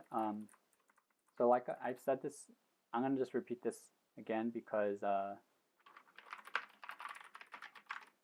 a little confusing. But if you email me, I will send it to you. But it's not going to be posted because I'm not proud of this stream, basically.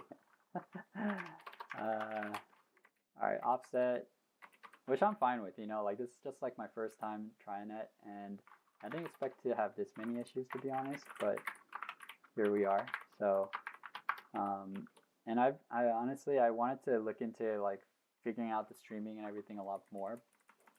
I got so busy that I thought that it would be fine with the mic and everything, but not as anticipated. So I will fix that for the next stream, hopefully.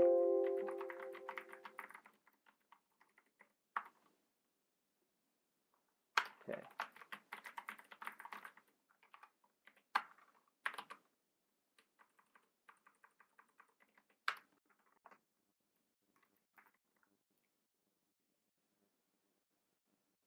Okay, what's the question being asked?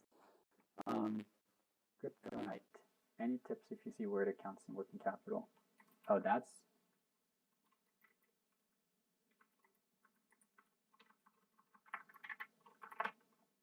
Okay. All right, so this is where things are going to be a little odd. 84%, 70%, 49%. I'm going to just assume that they're going to... I'm not going to take an average of these three. That would just be way too much. So what I want to do here is...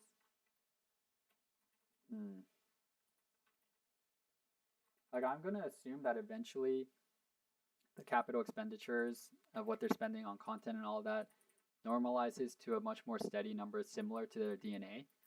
So I'm just going to take this and multiply it by 10. Let's see what 10% does.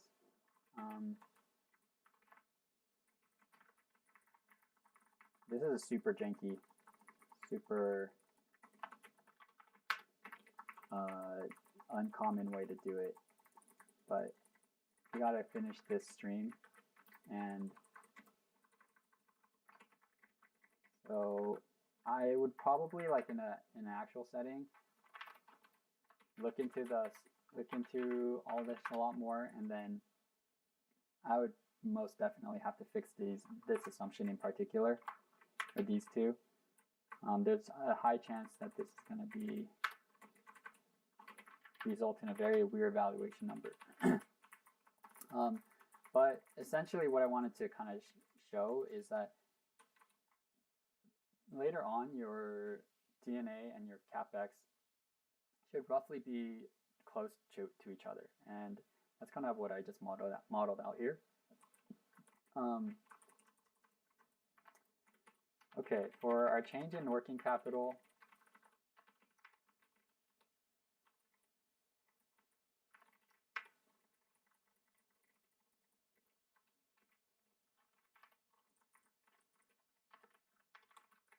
so for change in working capital, we're going to look at two things. We're going to look at percent of revenue, and then also percent of change in revenue.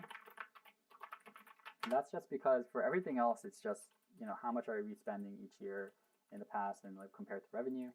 But in change in net working capital, you're looking at a change in your working capital, right? So you want to compare that to a change in revenue in most cases, but sometimes it's helpful to also look at percent change in revenue. So let's calculate these numbers first. Go to our cash flow statement. Cash from investing. Okay, so this is where we're going to calculate our change in net working capital. And oops, yeah, we can do it there.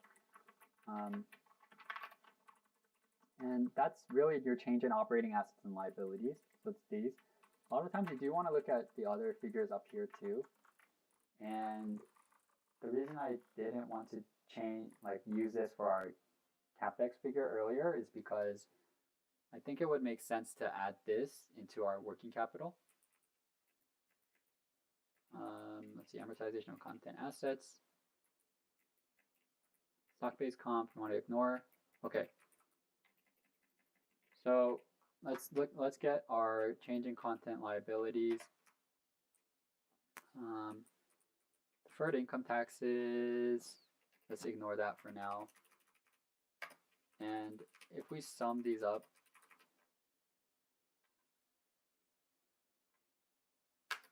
that gets us our change in working capital.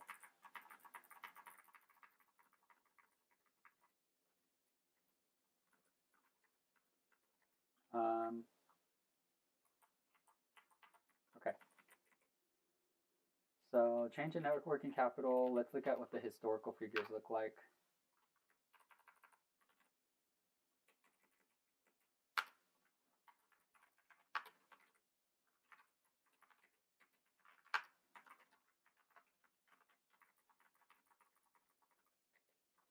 Oh, it looks like it should be over here.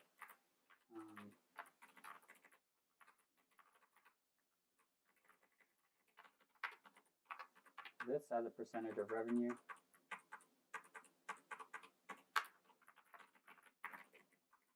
Then let's look at the change in revenue.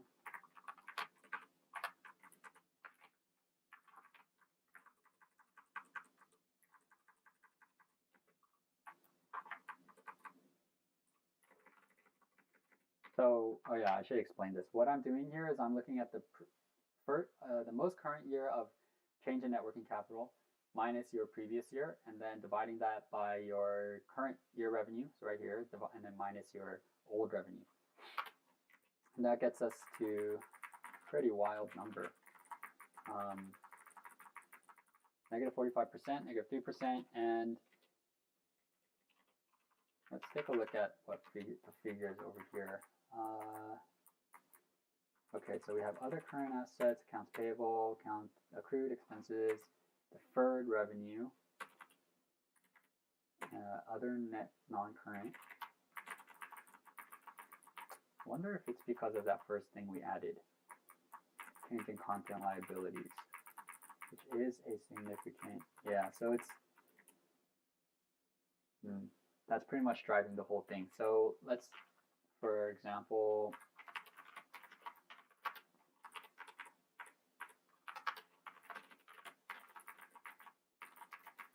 if we just look at the change in operating assets and liabilities that is on the cash flow statement, then we get to pretty like non-significant numbers. If we use the change in content liabilities, then the number is a lot different. Let's see. Okay, so net working capital is something that should normalize over time as well. Change in content liabilities.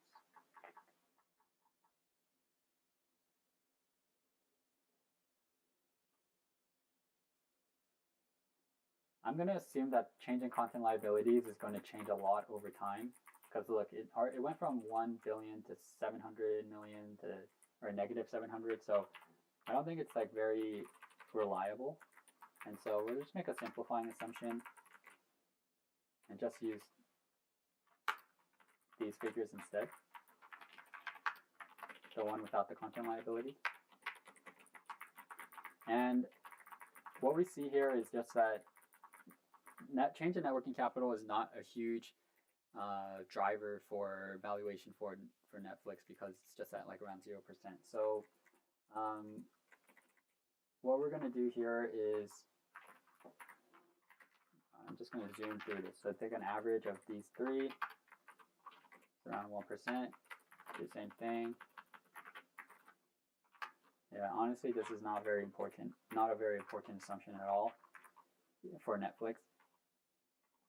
Let's increase this by, or decrease this by 10%.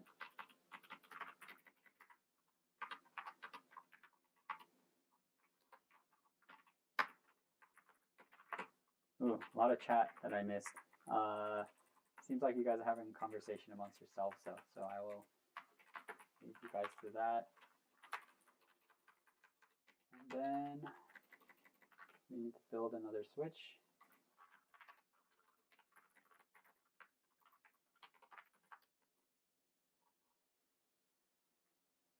And I know this is super scrunched up, but yeah, I zoomed in quite a bit, that's why. Hopefully you guys can still see this. Move this here.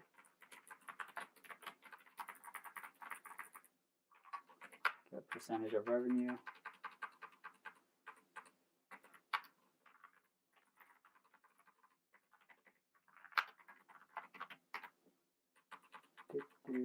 Okay, so I noticed I made an error here. This is linked to DNA, so this should be linked to CapEx.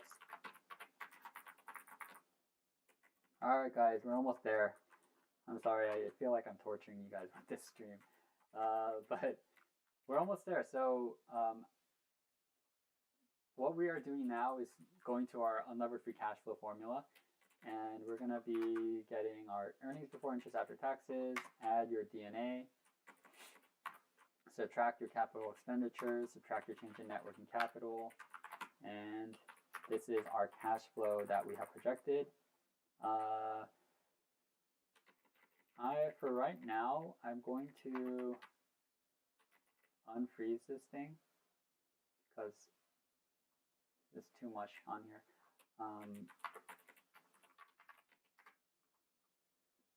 Would you ever forecast non-current assets and liabilities? I think it's something that you can do, but I would say it's not worth it for most people, most instances, because it's for DCFs in general. Like you don't really need to be accurate to the T, or like to a very, very detailed basis. Like I think maybe if you work at a hedge fund and you're looking at it figures on a quarter by quarter basis, trying to be just like super accurate, then yes, it makes sense, and it's your job, right? And your life mission or whatever, like what you do on a day-to-day basis is just making sure that your everything's accurate as possible, right? But for most retail investors like you and me, you just want to create a DCF to get like to a an overall picture of, okay, this is a range of what I think makes sense. But beyond that, you don't really want to do too much work that you don't really need to do, unless you find it really fun. But then you have to do it for every single company, which just takes forever. Okay, so now we get to another pretty important assumption. Oh yeah, thanks Aubrey and confused Lala and Paula. Yeah, I hope this week was interesting for you guys. Should I make a separate? Yeah, I should. Okay.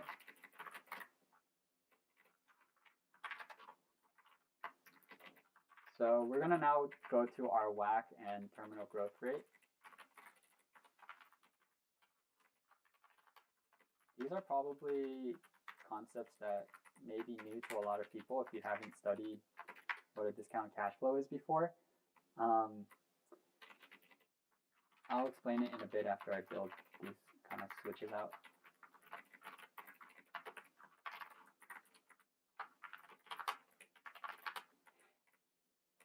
All right, so our WACC is your weighted average cost of capital. It's your discount rate. The whole concept of your DCF is you project out your cash flow for 5 to 10 years, and then afterwards, all this cash is not the sum of your cash. It's not the only thing you need to, or how do I explain this? When you're looking at cash flows, cash today is worth more than in the future because you can always invest that cash into something else.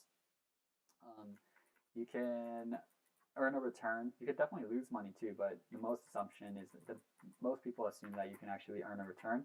And so if I had $100 today, I could invest that, get 10% or something over the next few years. And so my money today is worth more than if I got $100 100 years from now, which couldn't accrue any kind of interest or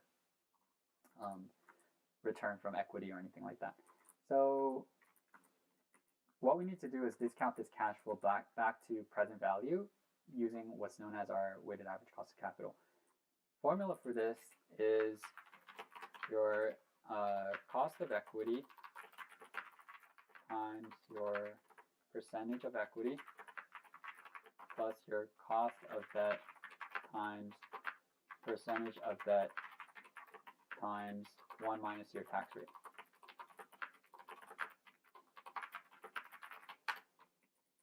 And yeah, I think in a future stream, I'll definitely show you guys how to build this. Right now, it's been 2 hours already. So this is not as hard as it looks. You just get a few numbers and then you just like plug them in. I'll show you guys how to do that next time, or maybe for Tesla if that one doesn't take too long. But for Netflix's case, so normally I would say a 10% discount rate is for like an average company. For I mean like average as in relatively mature. So let's say WACC, what we're talking about, 10% or 8% is for like a very, very mature company. And then for a decently mature company, let's call it like mature, that would be 10%. And then a super like more risky slash, whatever, I'll just call it risky. It would be like, I mean, there's risky and then there's super risky. Risky is like 12%, and then super risky, like very, very like startup companies, 14%. And this might get to like 7 to 8% at some point. It really depends. But in general, what I'm just trying to say here is, if you have a higher percentage WACC or a very riskier company, then you use a higher WACC. For a more mature company that's stable, something you can depend on, use a lower WACC. I would say for Netflix, I would have to calculate all this, but I'm just going to go with 10% because Netflix is a pretty well-established company, and we'll sensitize across this, or we'll make things dynamic, right? So if we want to be more optimistic, we'll maybe give them 9%. More pessimistic, we'll give them 11%. And What's up, Matthew? Thanks for joining. Have I done an MBA? No, but I'm actually going to go next year. And then for the WAC, I'll make videos about the MBA stuff later, though, in like a month. Sorry, for the WAC, I'll make it next time. Sorry, Paula. And Tesla DCF stream is tomorrow. Hopefully I can fix a bunch of my production issues. All right, so present value of unlevered free cash flow. What we're doing here is get your free cash flow, and then you divide by 1 plus your WAC. Which actually, wait, I need to sensitize across. Yeah, this is... Normally, I don't recommend building it out like this, but I'm just going to do it like this for this stream. Right, no, this is super odd. I would never do this. Normally, what I have done in the past, actually, is for our WAC. I mean, I guess you can. It's not a huge deal. Whatever. I'm just going to do it a little bit oddly in our situation here. It's just odd in terms of formatting, not in terms of like functionality.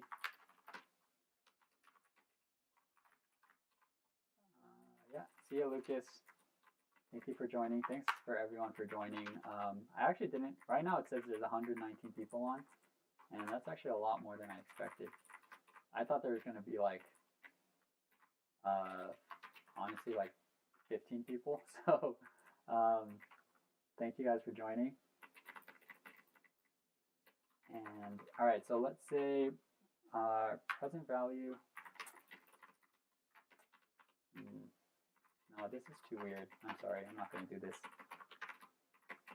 Oh, by the way, like the reason I have these X's here is that so that it's easier to go through each section. I'll show you what I mean. So each important section I can just kind of go up and down here by pressing Control up and down arrow key.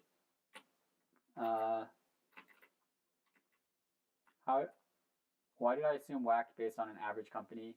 Because Netflix is super well established, and I wouldn't really call them a risky company, right? They're part of FANG, and yeah, honestly, I can make this lower and be more conservative. Make this like 10%, 9%, WAC 8%, but I still wanted to incorporate a little bit that's still like a tech company. It's still making a lot of investments into content, and it's just there's like a substantial amount of like changes they're making, so to their business, I mean. So that's why I'll just use 10%, but yeah, normally I would actually try to calculate it. So let's make a separate thing here for our WAC and terminal growth rate.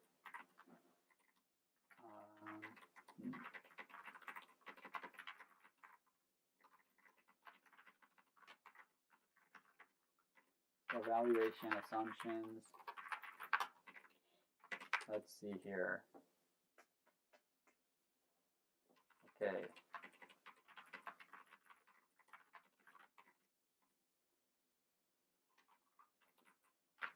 So this is conservative, this is base case, this is optimistic. I'm going to have to think back later on about how I used to do this on the job, because this is a little bit funky. So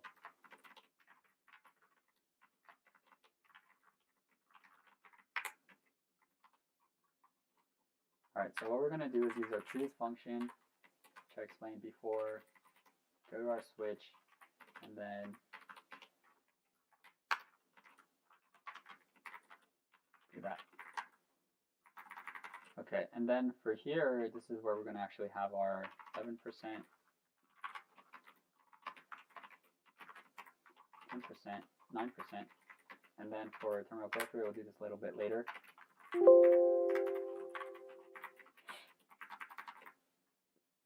Okay, and the reason that we're doing it this way is because for our revenue and EBIT and all this stuff, like, it's helpful to look at the figures that you're comparing against, and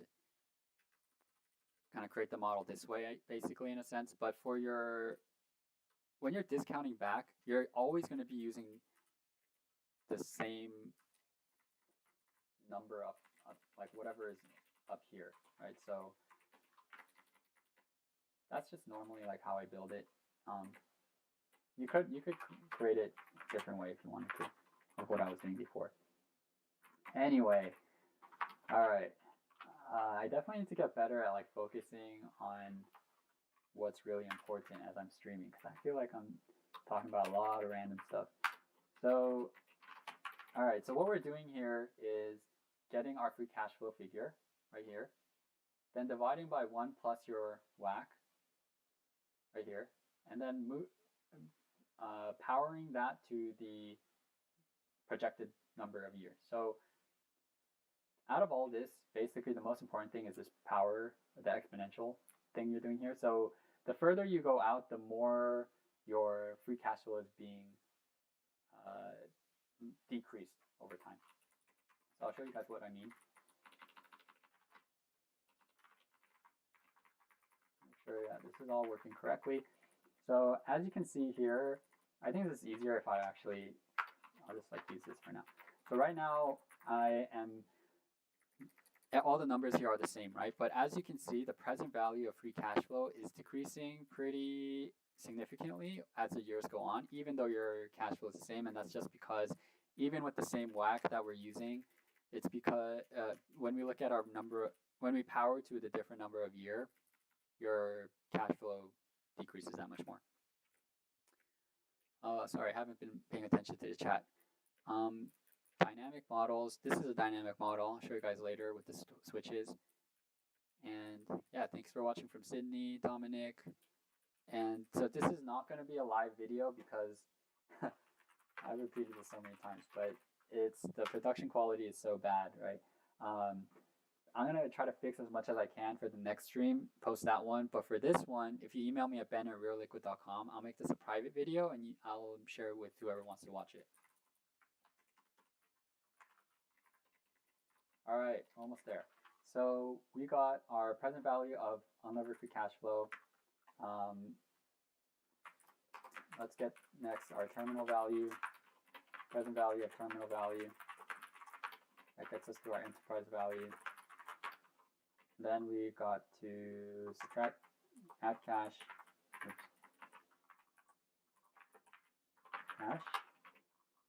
subtract debt. And there's like other stuff like non-controlling interest and preferred stock, but we're going to not worry about that. Okay, next thing is our terminal value. So, I didn't fix all this.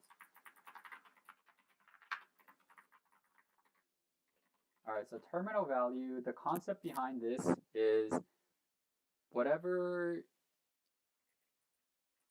So DCF is your cash flow from now, the present time until the end of time.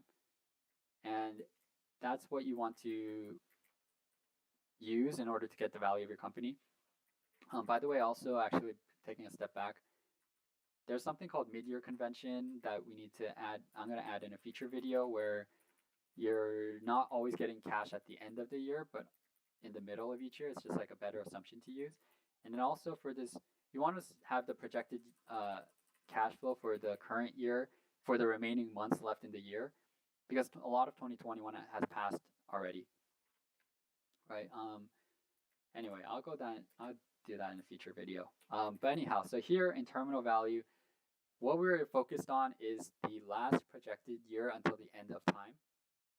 And there's a way to calculate that. There's two ways. There's the exit multiple method and the perpetuity growth method. We're going to use just the perpetuity growth method. That's all I used at JPM, actually. I never used the exit multiple method, but I think both can be valuable depending on the circumstance. All right, so terminal value for Netflix. The formula is, actually we need to get our terminal growth rates first. The terminal growth rate is simply, you can think of it as how much will my company grow by from the last projected cash flow year until the end of time. And let's call that, like, normally you can think of it as GDP growth rate. And for the US, I think 2.5% is pretty standard. You can make it 3% for optimistic, 2% for conservative.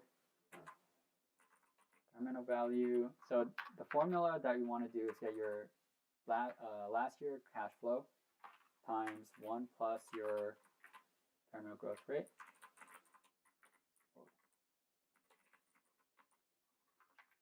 Then divide that by your WACC minus your terminal growth rate.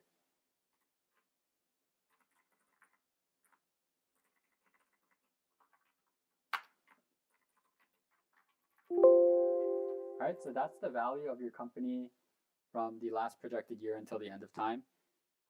And for the present value, you do the same thing as I explained before. You get your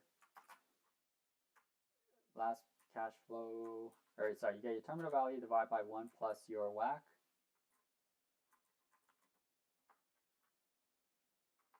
The power of the year that you're in. Or sorry, to the power of the last projected year. All right, so that's your terminal value, present value. All right, so now we're almost there. We just add up our present value of unlevered free cash flow and also your terminal value. So 150 billion is what we came to for enterprise value of Netflix. This is probably super low. Some of the assumptions I made probably need to be adjusted, and that's probably why.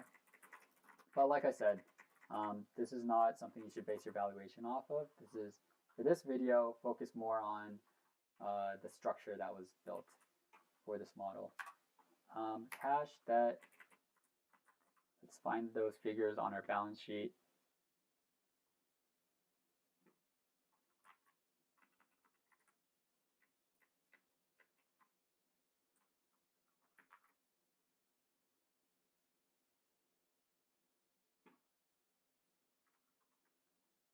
Why isn't that showing up?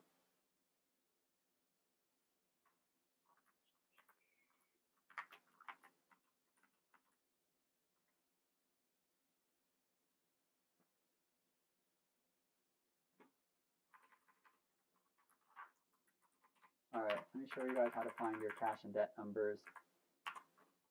Okay, cash, you just go to balance sheet. This is Netflix's most recent earnings.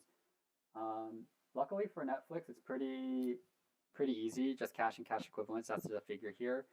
And then for our liabilities and stockholders' equity, that's where we can find our debt. So we have short-term debt here and then long-term debt. So we want to add those up. So I'm going to download this and add it to our model.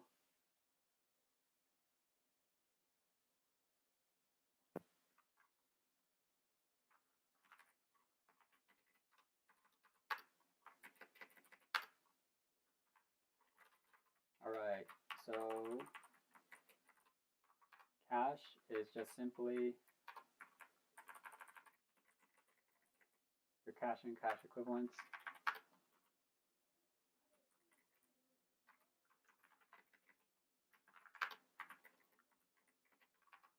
Debt is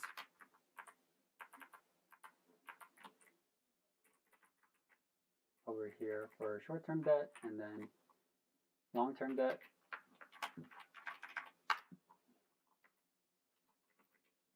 Is there an actual way to calculate your terminal growth rate, or is it an estimation?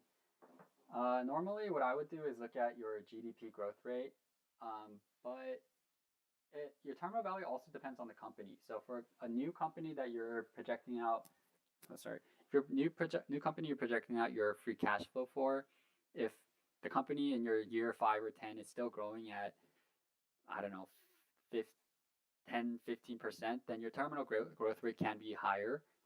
For our purposes, since Netflix is going down to 3, 4, 5% in 2030, we're using 2.5%, 3%, 2%. Honestly, it's pretty conservative. I'd probably say that if we believe in these figures, then probably like a 2, 3% is a little bit more accurate. Anyhow, let's calculate our equity value. So enterprise value minus plus cash minus debt. All right, this looks super low, like I said, but number of shares. There's also a much more accurate way to get your share count by looking at your or calculating stock options and all that stuff. I will show you in a future stream again. But right now what I'm doing, which I'll show you.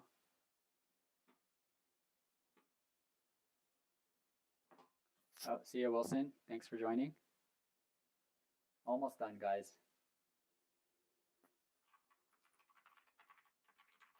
Oops. Why is this not showing up?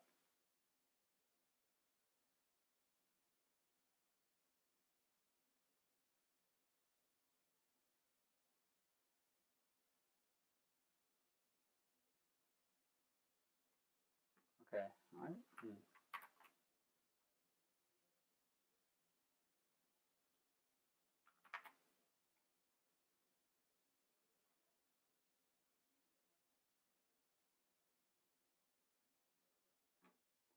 Yeah, screen's not showing what I wanted to show for whatever reason.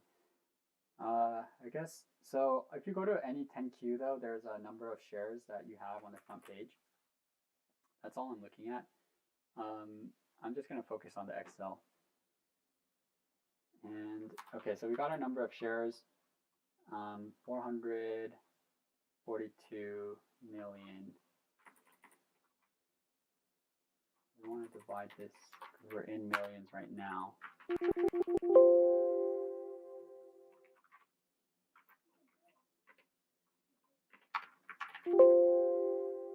Oh, there's a comma, that's why. All right, and then price per share. Yeah, this is super funky. 326. I mean, it's like, so let's see. Netflix right now is trading at 639, right? So obviously the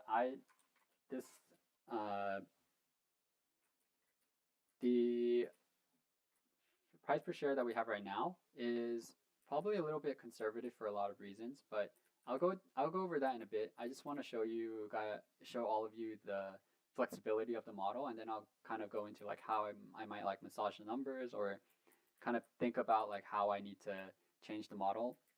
And that's pretty normal. Like once you first build out a DCF, you won't go with all these assumptions like right away.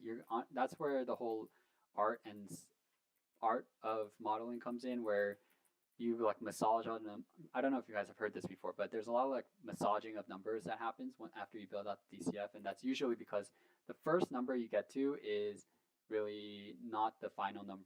It's not the number you're really looking for in a sense. So, all right, what I normally like to do, price per share, I like to have the share count just like somewhere. I like to have the share count somewhere where it's easy to see. And then if I change some of my assumptions here, so let's say I'm fully optimistic for Netflix. So I just change all these to 3.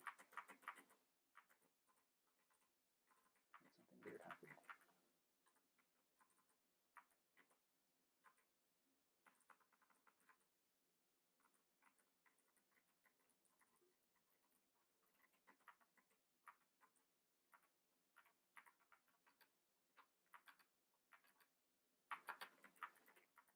Okay, so if I'm fully optimistic right now in this model, it says Netflix is worth $675. Right now, Netflix is trading at $639. So hypothetically, if I believed in all of my assumptions here, then I would say that Netflix seems pretty overvalued. But if I wanted to change up some of the numbers, and let's say I want to make our terminal growth rates a little bit more aggressive, and then maybe because Netflix is a more mature company, let's say it's not as risky as what we think. So let's say we make it 8.5%, sorry, 8.5%, 10.5%. I mean, the point, what I'm trying to really just show you guys is this is why we want to have flexible model, because let's say I believe that revenue, our assumptions are okay. Revenue for EBIT, I want to keep it more aggressive. So I want to keep our optimistic case. For our taxes, let's just go with our normal case. D&A, same thing. CapEx, same thing.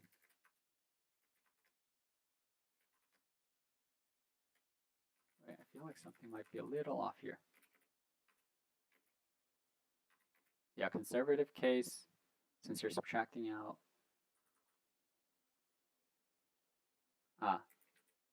Sorry, this is actually, I need to make this times 0.9%.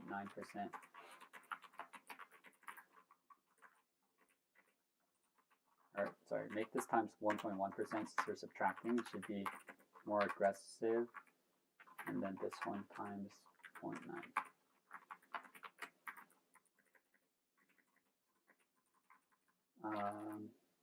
All right, so then net working capital, normal, terminal growth rate, say.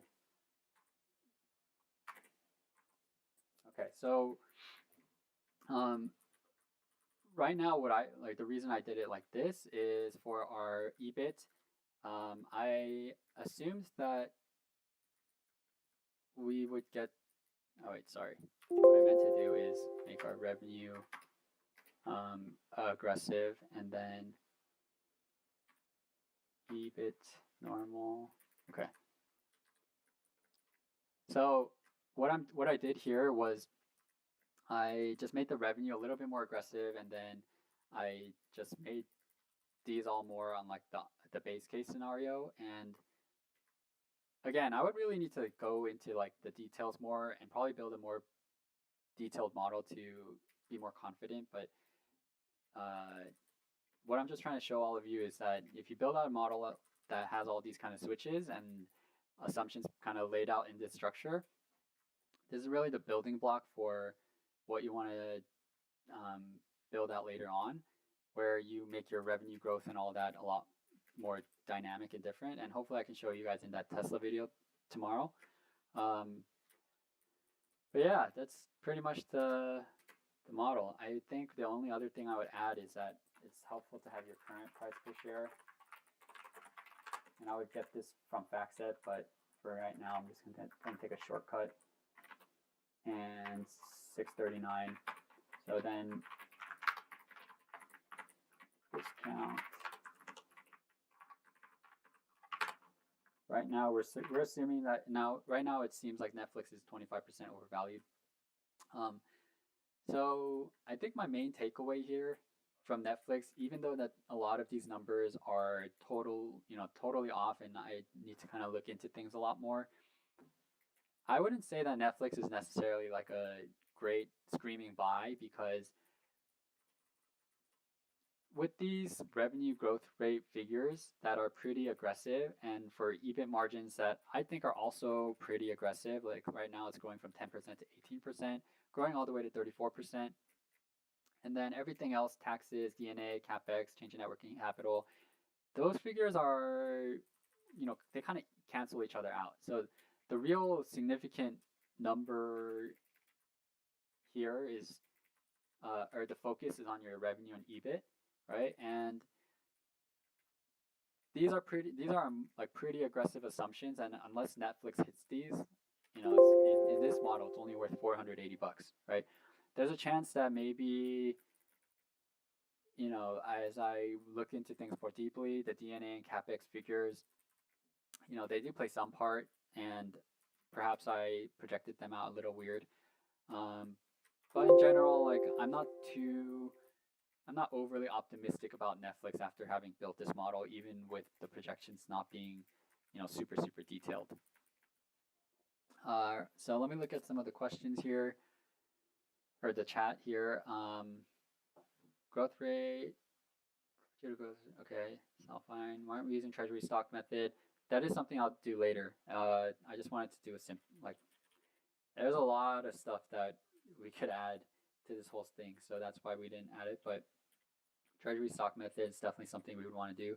All that, basically, for those who haven't looked into fully diluted share counts before and all that, is it adds shares from your outstanding shares and adds your stock options, warrants, convertible notes, anything that can be converted into shares, and it just adds additional shares to your share count. And so eventually it would result in an even lower price per share, because if let's say this goes to like 450, then your share price decreases. This is just your equity value divided by your share count. All right. So yeah, that concludes the live stream. I'll wanted to say thank you all of you guys for joining, and I will definitely try to work on all the production stuff with like the camera. I have my camera and my mic, but then it wasn't working when I tested it, so I thought I would just give it a try with my laptop camera and this microphone thing I have here, but ended up being not ideal. So one last reminder is, now that Cyber Cheetah has asked a question, I'm actually happy to answer any random questions you all have if you just enter them onto the chat. But what I was going to say, what was I going to say? Actually, I forgot. But, okay, what advice would I give to a person in their early 20s? That's broad, but I would say, man, there's so many ways to answer this. It really depends. Career-wise, I would say that the journey I took was pretty pretty odd. Like I went into a big company first, and then I started like a clothing company, and then I'm doing rare liquid stuff now, right? And I think throughout that whole journey, I realized that it's pretty hard to kind of figure out what you want to do. And I'm glad that I did a few of like the big corporate stuff early on, and then like figured out how things went on later. But I'd say like if you can't figure out your passion early on, that's totally normal and fine. And over the next few years after you do your work and all that, get some work experience, like you can kind of find that later on. And I would focus more on what you're good at versus what you are like purely passionate about. I think my previous company, which was like a clothing one, that was like built out of pure passion, but then it was 100% not what I was good at. And then what I'm doing now with Rare Liquid, I think is much more attuned to what I'm good at, and it's just been a much easier business to build. And I got this from Mark Cuban. That's what he talks about a lot, which is like don't focus on your passions, focus more on like what you're good at and try to build off that. Hopefully both are, what you're passionate about and love and are good at. Technical analysis, no, it would be fundamental analysis. Yes, I'm going to be in Korea. I'll be here for at least half another year, but I'll be traveling a little bit. Am I on Reddit? Yes, same username, Rare Liquid. I'm kind of more of a lurker though. I don't really comment too much these days or post. How do you deal with rejection during jobs, even though you get everything right? That's tough. I've been there. Oh, actually, no, I haven't always been there. I've definitely been in interviews where I got a lot of things wrong and I got rejected, which feels also pretty bad. In terms of dealing with it, honestly, you just gotta keep the big picture in mind and keep chugging along. Like, recruiting is never easy, and it's, all of it eventually is good experience. And even, I'll give you an example. So one time I was recruiting for BCG. It was like my dream company, like it's a consulting firm, one of the best ones. And I went to the final round and got asked a bunch of questions that I did not know how to answer. And then in my JP Morgan interview, so I was super bummed out during that time. But then in my JP Morgan interview, because I had prepared for consulting, I knew how to do market sizing questions.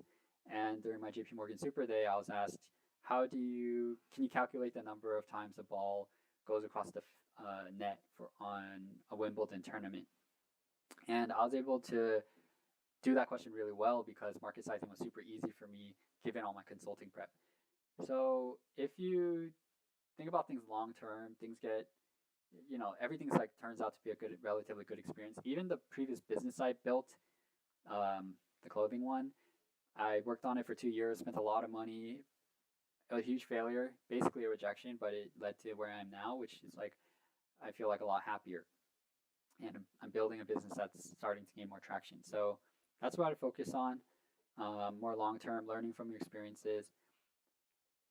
Typical day today, I oh man, it varies so much, but it's really just a lot of research, content making, filming, a lot of stuff. Maybe I'll make a video about that later. Next topic for video, besides the live stream, it's going to be deep dive analyses on Netflix and Tesla this over the next few days, and then on Sunday I'll have like some more career related one. Charter CFA. I think CFA can be helpful, but then I don't think it's like a way to truly differentiate yourself. I think I would focus more, if you want to get into banking, to focus on getting really good internships. Ideally, like not elite, like normal boutique internships. How to get over your ex. I just started IB last year, and the hours are unbearable, and I lost him, and it feels the worst ever. Yeah, that's rough.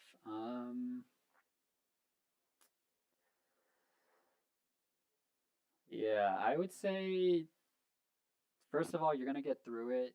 IB analyst years are really tough, or associate years, honestly. If you're new associate too. If you're VP, then you should focus on just getting better hours, and you have more authority. But I'm assuming you're an analyst or associate, and I actually went through a breakup during my first 6 months of banking, but I was okay with it, but it was still rough. I would say that this might not be the best advice, but focus on work. And that helped keep my mind off a lot of things. And if for the hours being unbearable, just keep going for 1 or 2 years, and then start looking to exit. And that's what I would honestly just say. If you have a group with a bad culture, then I would try to move out. What I did though, even though my IRAs were bad, I kind of focused on what I was learning, and I enjoyed the people I worked with, and so I didn't. And that helped me get through a lot of the bad parts, I guess. Like I focused more on enjoying what I was learning, but I had a group with really good culture, so it really depends on your situation. Thank you. Don't need to know 84. It's so funny reading these usernames.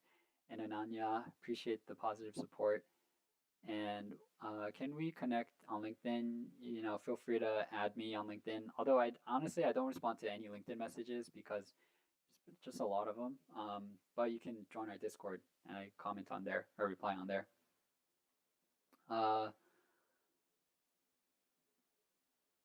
Okay, Perry, I guess that was a joke, but I answered it seriously. Sorry.